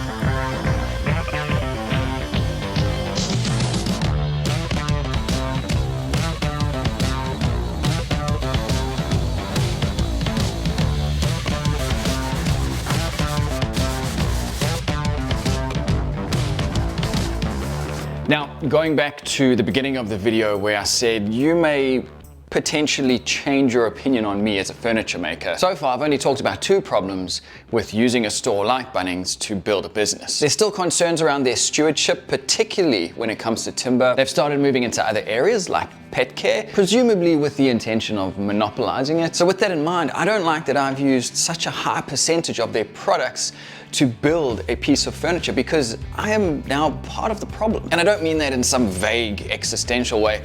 I am now pigeonholing myself into a price for any recommendations that come in from this client. And this is where you start to take part in a race to the bottom. Unfortunately, for better or worse, for where I am in my career, turning down a job like this feels too extreme. Going forward, I will try to push my clients for unique, local pieces of furniture. But for now, I need to build my network, and that means taking on as much work as possible. I know for all of you out there, you have a line and you won't cross that. But for me, I haven't quite reached that yet. But I did do a poll over on Instagram to find out where everyone else is landing. If you're taking on a client commission or you're just working on something around the house, as an average, how much of that material do you get from Bunnings? And out of the 64 votes, 50% of people do use Bunnings in some way, shape or form in their projects, so clearly I'm not alone. So the piece was delivered, the client was happy, I was happy because the client was happy, but let's find out if I made a profit. The client paid deposit on the 19th of August and the piece was delivered 2.5 weeks later. So this was my quickest turnaround on a project so far. I completed the project itself over 7 days, but that's excluding delivery, so add another day on for that. In terms of expenses, money coming out of the business, I spent $555.30. The majority of that went into those timber panels we talked about earlier. In regards to income, this job brought in $1,240. Then in terms of the hours that I worked on this versus the hours I quoted, I worked 26.5 hours on the project, and then let's add another hour and a half on for delivery. My quoted time, however, was only 10.5. So there was a significant difference. I think the cupping of the boards really impacted that because I was having to fight this the whole time while I was working on it. And like I mentioned earlier, not having a track saw added a lot of extra time to each of the cuts. But even though I spent an extra 13 hours on this, because I kept the entire project start to finish within 3 weeks, it didn't feel like I was wasting a lot of time or dragging the project along. Going back to what I said in the previous video, where I'm not so worried about maximizing and profiting every single hour of the day, because this project took less than 3 weeks, I'm totally happy that there was that extra number of hours on top. So in the end, that left me with a profit of $684.70, which I am very happy with. All right, well, this was a relatively straightforward project for me. I learned a lot along the way though, which I think I'm gonna do pretty much in all my projects. And I'm kind of happy to be done with it, considering all of these emotions and feelings that I have around using so much product from Bunnings. I'm really happy that the client's happy with her piece of furniture, and I'm very thankful that she came to me to build this for her. That continues to be a real sense of honor at this early stage of my career. I'm gonna leave you there. Thank you very much for watching. My name is Robin Lewis. I hope you got some value out of this. Maybe you just enjoyed the video. If you've got any questions or comments, go ahead and leave them down below. Take care, and I'll see you guys in the next one. I had a client contact me asking.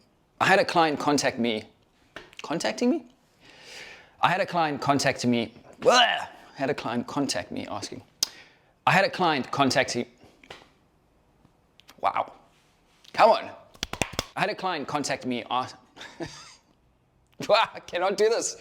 Someone in the comments really pulled me up on this video about something that I was concerned about the whole time I was editing it. I'm essentially saying that Bunnings is bad and we shouldn't be using Bunnings because it's bad and everything is bad, bad, bad. But at the same time, I'm working with this client who is choosing to use Bunnings. So by proxy, I'm saying that my client is bad because of their choices.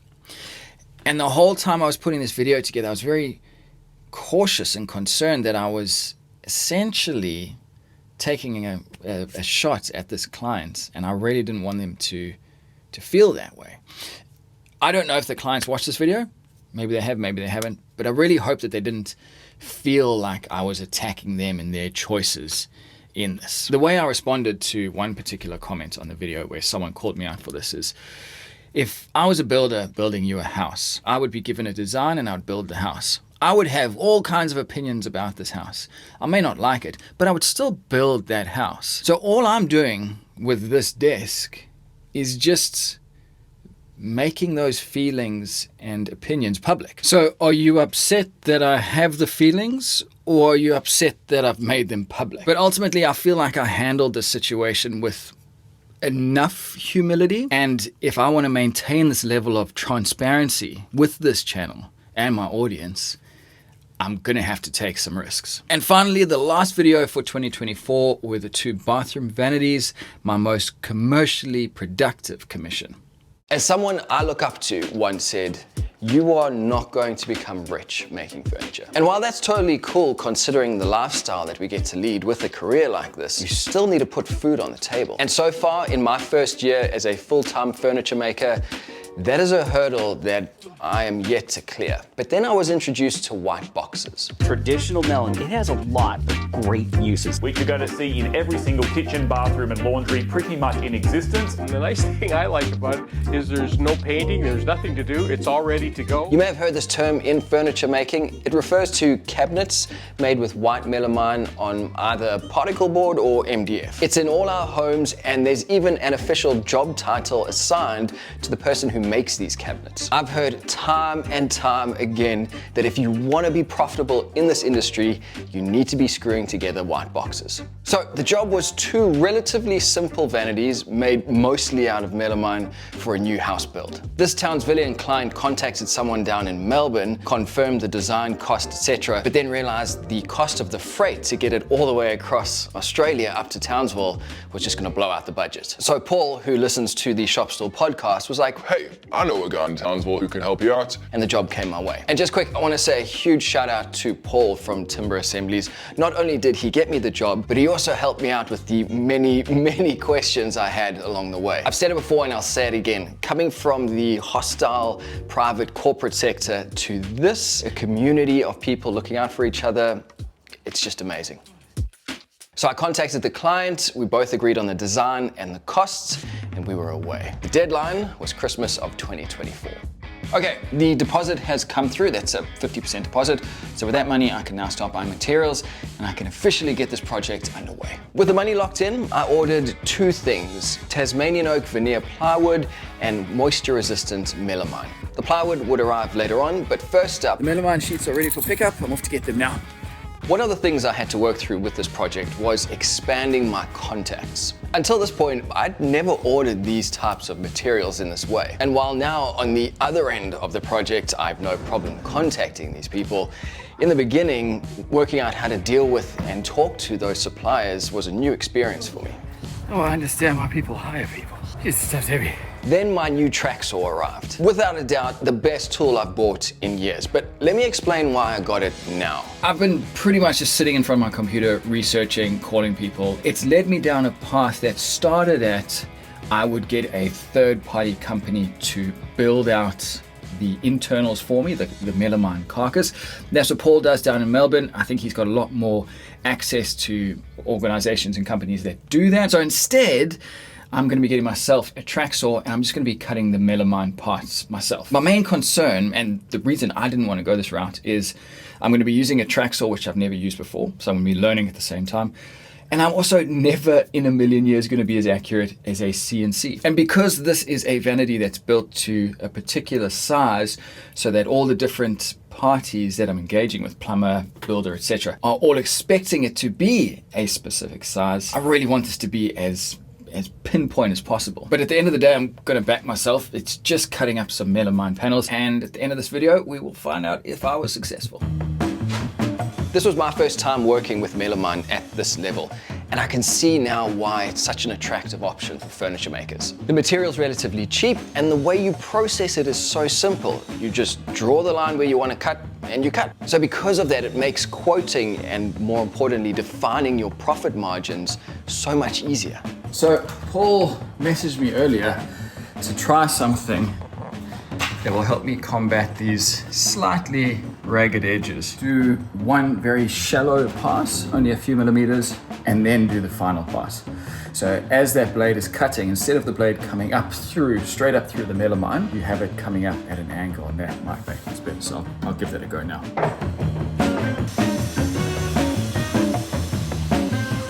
Next up, I had to cut a notch into the melamine to run the rails across the front of the cabinet.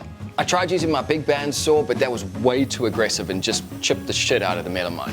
Next up, I tried using my multi-tool, but I am not happy with both of these methods. There's just too much risk involved. I mean, I may do it and it'll be fine, but there's also a good chance that I'll get it wrong. And because I've paid for all of this material, any mistake is going to cost me. There's got to be a more foolproof way of making this cut. So I'm going to leave this here for today. I'll think about this overnight and hopefully come back tomorrow with a better solution. All right, it's the next day, and here is the final jig to make this cut. I spoke to Paul about this, and he mentioned the router, which I didn't even think was possible. I just assumed it would destroy the melamine finish. but it actually leaves a beautifully clean cut. And it's repeatable. So now I'm confident to move on. So now I can cut the actual pieces.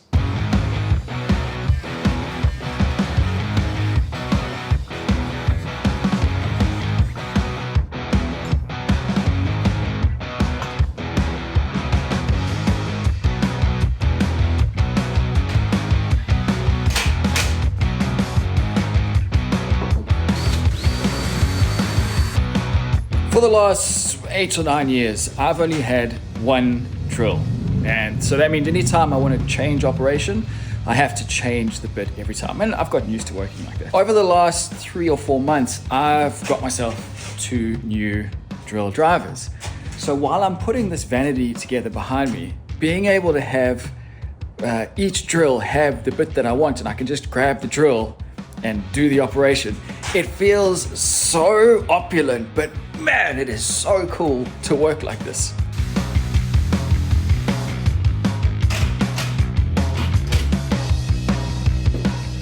This is where I'm going to leave the cabinet for now. The next thing is going to be to edge band some of these edges. I don't have the edge banding yet. I've still got to go get that, but that'll be next.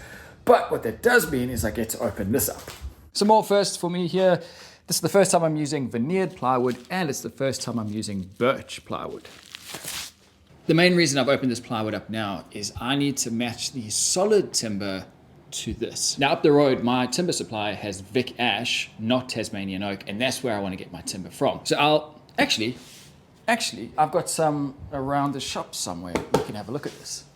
Yeah, there it is. Okay, so this is the timber from up the road. This is Vic Ash, and you can see how it has that pale straw color similar to this. It's a bit darker, but I'm okay with that. What I was concerned about is this. This is Tasmanian oak, and you can see that pinkness in it. That's completely different to this. I've got another piece here.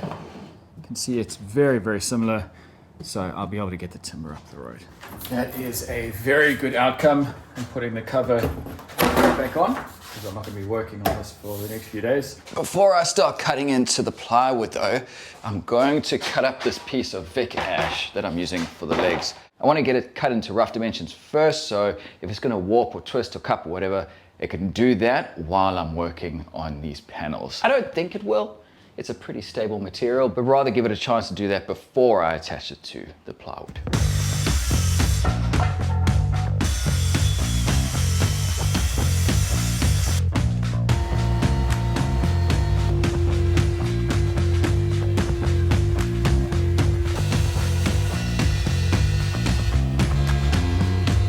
I went ahead and finished up the second cabinet off camera. It was the same process, so I didn't bother filming it. But what is interesting is this took me half a day. Now I know to the veteran furniture makers out there, that's probably not that impressive, but this one, the first one, took me a day and a half. So to drop my time, drop the hours that I spent on it by that much, I'm pretty stoked. Then it was onto the plywood side panels. You may have noticed earlier I was piling up the melamine when I was making some cuts, and now I'm doing the same thing with the plywood. Not all the parts need to be exactly perfectly cut to their measurements, but in some cases like this, what's really important is that the two side panels are perfect mirrors of each other. Then mid-cut, I had this sinking feeling. Well, it's pretty late in the game for it, so I guess I shouldn't complain, but I've just made my first mistake. I was looking at it and just thinking something is not right. Came back to the drawing and I figured it out. So that 420 across there, I was just looking at it and thinking, that looks very narrow. Measured it against the carcass and did the math and it didn't add up. And what I've done wrong is those legs, I've milled them to 30 by 30. It's supposed to be 30 by 40. So if I want to salvage those legs, I'm going to need to take 10 mil off of that last piece behind me and glue that onto each one of these legs. So I fixed up the legs, I added on that extra material, and then I got to adding them to the side panels.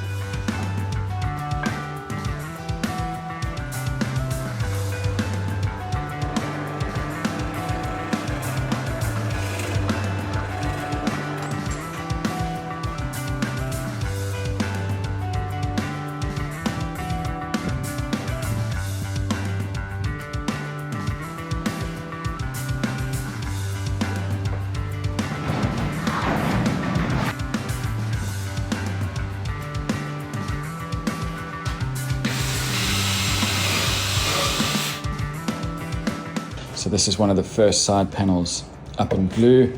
I've got one more here which is ready for glue, and then I've still got to mill these down to do the other two sides.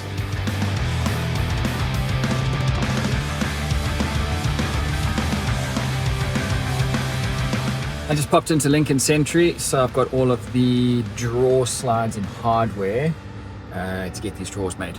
Now from here I can actually figure out what timber I need, because I've never worked these before, so I don't actually know what goes into assembling them.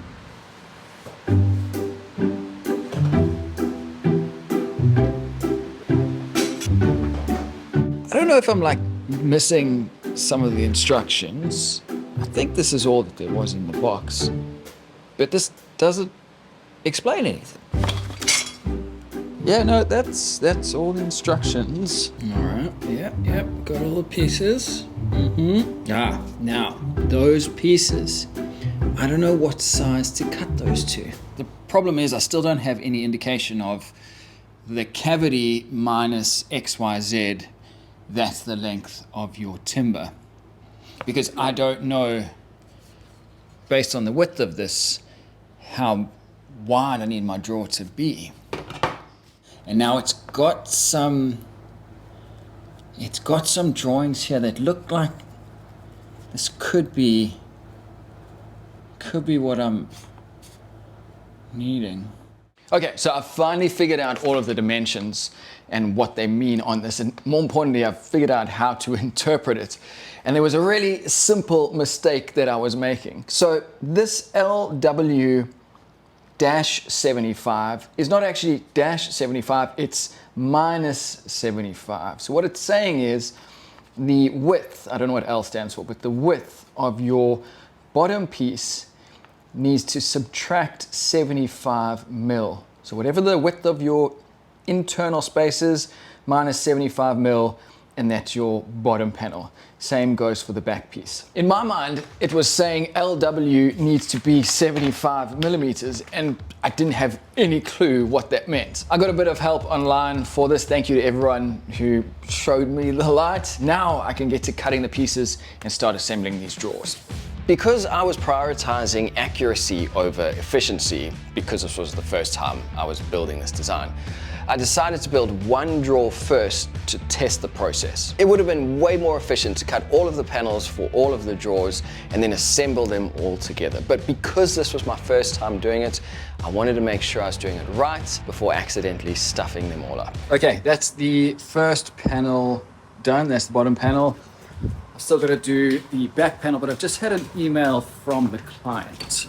The plumber needs some specs to start doing what they got to do on site. So I'm going to jump into SketchUp now, make some changes to the drawing, and then send this through with some measurements on it to the client. Okay, hopefully that's everything the plumber and builder need, but they have my number now in case they need anything more.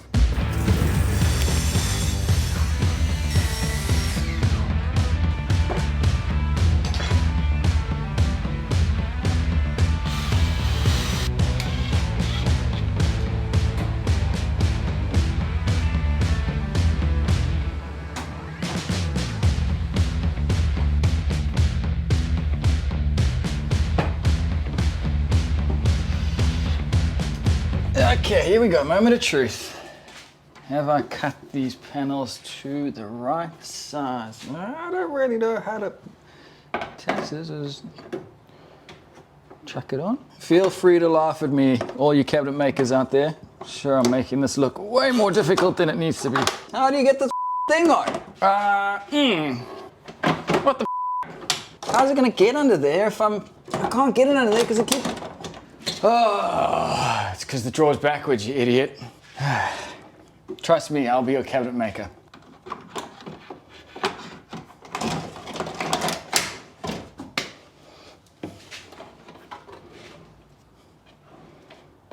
All right, that's good.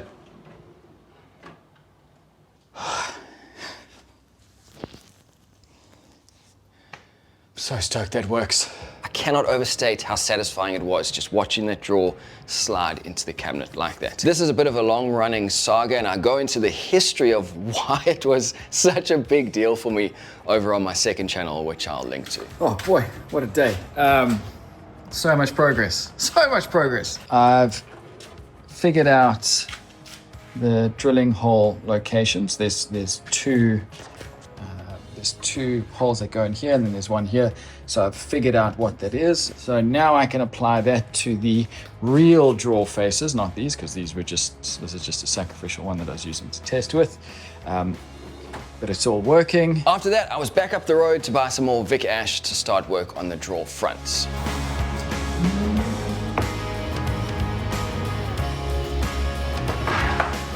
With the boards back in the shop, I could start figuring out how I wanted to glue these up to get the best grain match.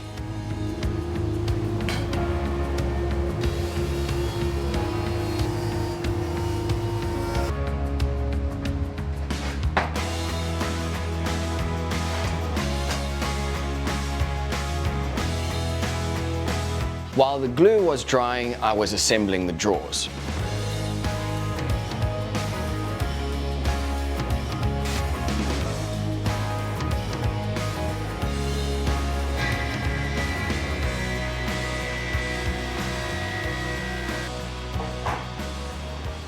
I'm having a little trouble on this basically final step. I mean, I'm so close to finishing this, but this last one's really got me scratching my head. What I need to do here is make sure a few things happen all at once. I know how to attach this to the drawer. What I need to get my head around though is making sure that the gap between the top of this drawer and the bottom of this drawer is the same as the gap between the top of this drawer and the countertop. I need to make sure that that gap is only on top of this piece of timber that's going to run through here. So I've been trying to think of how to do this. You can see I had a story stick on the side to figure it out as well. But I think what I'm going to do instead is just use the drawings on the document and then take all the measurements of the cabinet as is over to SketchUp, draw it up, and then I can play around. All right, those measurements are now transferred to here. 1, 2, 3, 1, 2, 3 for the bottom shelves, for the bottom drawer fronts, and the top drawer fronts. With that last piece of the puzzle taken care of, I could get all of the pieces cut to size and start marking out for drilling.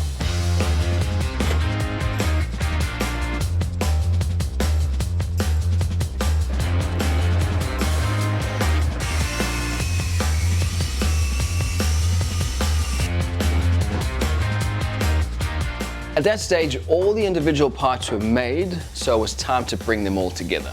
This moment gave me a good understanding of the process and how to optimize it next time. I know all the parts involved and they can all be built separately, so next time I can use my time more efficiently, working on one section if I get held up by another.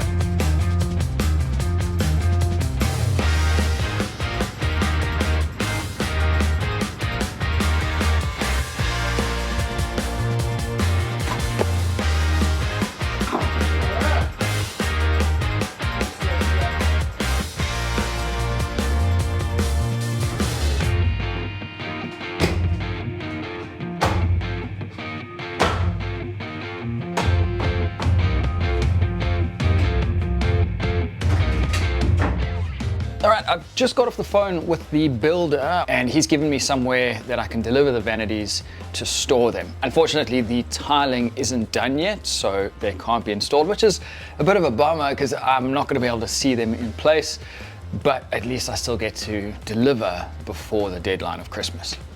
It is delivery day today. There's the big vanity, the smaller one. Here's all the drawers ready to go. It is 1,000,000 degrees out there, so these are only going into the trailer just before I need to get going. All right, delivery done. Everything went well. Builder looks happy. I'm happy. It's all good. Something I've heard from a lot of other furniture makers is that there's money in white boxes. So from the get-go, I was hoping to make this my first truly profitable job as a full-time furniture maker. Nothing exceptional, just enough to cover my expenses and time, which is still something I haven't been able to do in this first year. Okay, with the commission delivered, let's find out if I made a profit or a loss on this job. I spent 13 days on this project, and it's interesting to see the trend, how I spent my time. In the early days, I was collecting material and breaking it down, all very low pressure jobs. Then in the middle, where I had to start making a lot of big decisions, I slowed down my progress, and you can see how much shorter my days became. But then in the end, in that last final push, I started to work longer days because I started running out of time. The expense to income ratio on this job is really good, and this is what I want to be aiming for going forward. In total, I worked 28.18 hours on this project. Unlike previous projects where I worked out how long I thought it would take to build and then quoted on that, this time I looked at the industry expectations for a project like this. Talking to a few other furniture makers, they could all say with pretty high accuracy how long this project would take, and they all said around 3 grand is what they would charge per vanity. So for this video, we can't look at how close my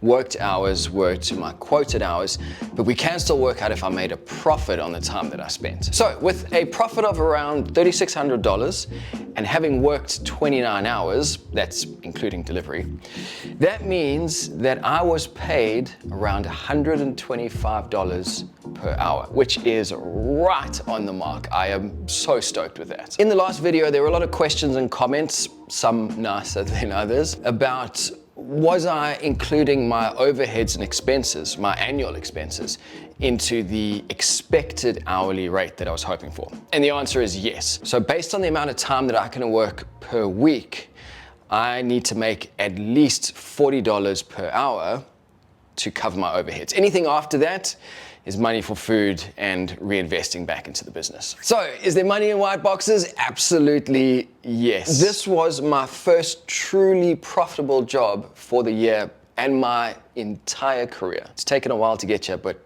boy, I'm stoked I finally cracked that nut. Now I just need to make sure I can continue this into 2025. My name is Robin Lewis. Thank you very much for watching.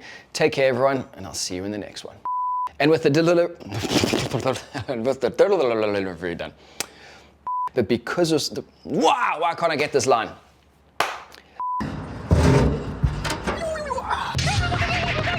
There were a whole lot of firsts in this project, and it was quite intense and scary at times to be taking on all of this at once for a project in an industry that is very well understood and regulated. So I was competing, maybe more internally than anything, with other furniture makers and cabinet makers who are extremely proficient at building these sorts of things. The client knows that there are 1,000 cabinet makers out there who will build something beautiful, and I had to make sure that my product was at that level. And so to be crossing all these new bridges with aspects that I'd never looked at or touched before, it was really intense. But the flip side, being at the end of it, is that I have gained so much knowledge from this project. I feel so confident, and I feel like I can take on these cabinetry jobs with a new sense of authority going into 2025. And all it took was taking that one job, taking that risk, taking that step, and I'm so glad that I did it. Obviously, as I mentioned in the video, I made a good profit on this, a profit that I would expect to make. And so with that in mind, I do want to do more of this cabinetry work in 2025. I don't necessarily want to only do this. I don't want to become a cabinet maker only.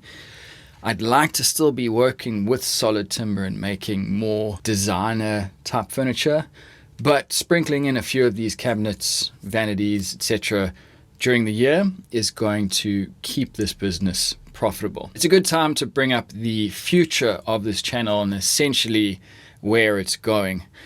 To be able to make that profit on that last video right at the end of the year was the confidence that I needed going into next year. I quit my IT job making pretty good money at the end of last year to pursue this, which is a dream. My wife makes very good money, and that is keeping us afloat at the moment, but we are certainly not progressing financially. We have a pretty tight budget and we make it work, but we are in no way well off. And that is a perfect compromise to be able to pursue a dream like this. And there's so many areas where it's beneficial. I'm a happier person because I'm getting to do what I want. My wife's in her career of choice, so that's fantastic for her. My kids get to see a dad who's stoked to go to work every day.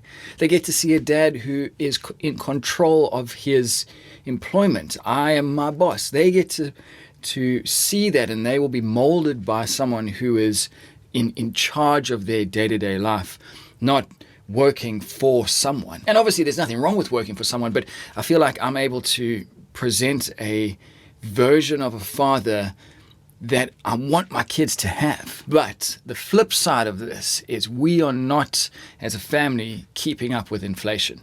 We are not doing well financially. Our savings aren't growing like they should be. And it doesn't matter how happy I am about being able to pursue my dream, I still have a family to take care of. So while it's early days now in the business, and I feel like I've done okay for the first year, I need a year-on-year improvement. And for 2025, I'd like to believe I'm going to have a substantial improvement over last year. I want to contribute to the family. I want to be able to bring in enough money to help us. And so doing builds like cabinets, bathroom vanities, etc., that needs to happen so I can make that profit, so I can keep this business profitable. Anyway, that might be a bit too much information, but there's the transparency I spoke about. And I think it's important for people to know that financially I'm okay. Making a profit isn't essential to me literally keeping the lights on, but I am consciously thinking in the back of my head the whole time that I need to be making more profit if this is going to be a viable business.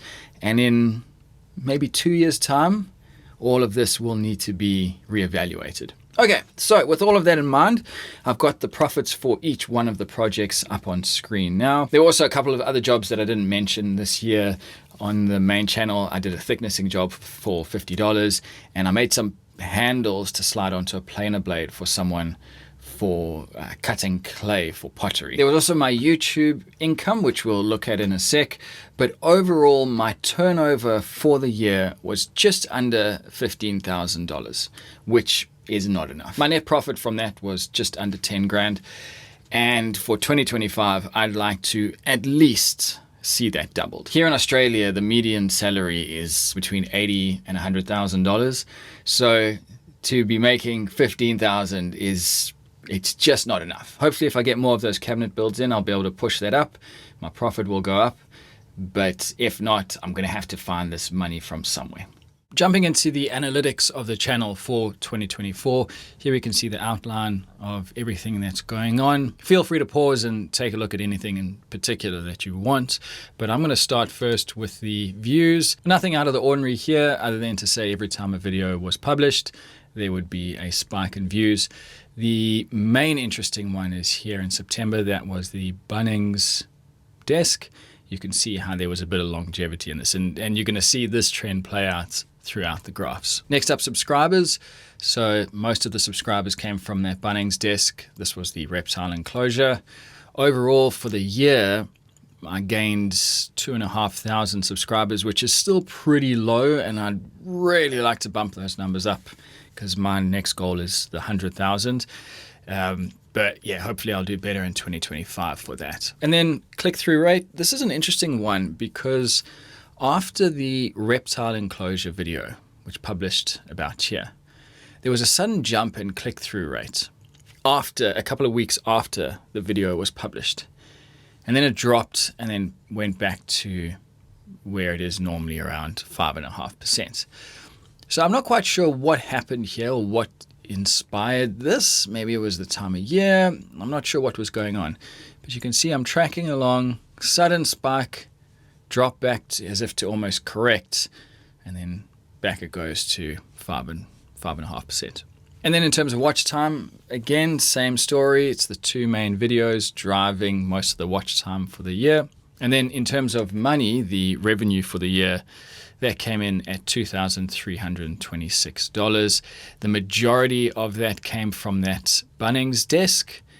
And second to that is this steam bending video, which I'll talk about in a sec. And then the last thing I want to point out is when my viewers are on YouTube. So I mentioned earlier that I used to have a concrete countertop video, and that was the main source of revenue for the channel. I've since dropped that to bring the audience more in line with what I'm trying to do with this channel.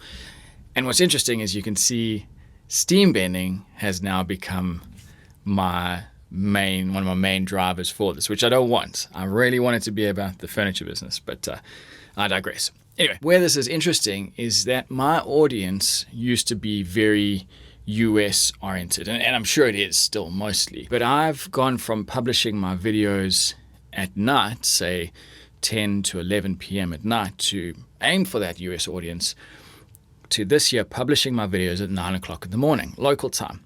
Because what I'm trying to do now is aim for the Australian audience. I feel like I'm going to have a better time if I focus on the Australian audience. So this graph here, where it shows the time that my viewers are generally online, used to sit around here, so 10 at night till about maybe 3, 4 in the morning, because that's all the US audience. Over this year, I've been able to shift this graph all the way back down, more towards an Australian time zone. So this has made me really excited because it's showing me that the new audience, those 2,500 subscribers, or just the views in general, that I've got over this year have been Australian, has been targeted at that Australian audience, and those are the people that are watching my videos. So from here, with that Australian audience sort of in focus, if the videos expand off to different time zones, different regions, that's okay. But I'm stoked that my target, my key audience, is watching and viewing these videos. So my YouTube income was 1/5 of my total profit, which is kind of cool. I'm also hoping 2025 will be more of that. I'm planning on putting out more videos like this, where it's not necessarily a project, but it's just more content to hopefully bring in a bit more income. I've also started adding YouTube shorts into the mix to try and continue the content and bring out more. I've actually, as of 2025, had a shorts clip which is over 100,000 views, which is by far my highest. So clearly there's something in shorts for me, so I will keep continuing on that. And lastly, I want to say a very big thank you to you and everyone who's watching this video or has watched any of the videos over 2024, all the comments, all the messages. A lot of the time I will receive a message that may be completely random. The person who's sending it has no idea what mindset I'm in, and it can just make my day. It can send me in the right direction. And all of these little interactions along the journey can make such an impact. And while you may just be someone who's passing by, who's watched a couple videos and that's that, each one of those interactions, whether they're personal or not, contribute towards making this a success. So genuinely, I mean it with wholehearted truth. Thank you so much for being a part of this and helping me to turn this dream into a reality. All right, I'm going to get back to it. 2025 is going to be a great year. I can't wait to publish the next video, whatever that's going to be. So take care. Thanks again for watching, and I'll see you guys in the next one.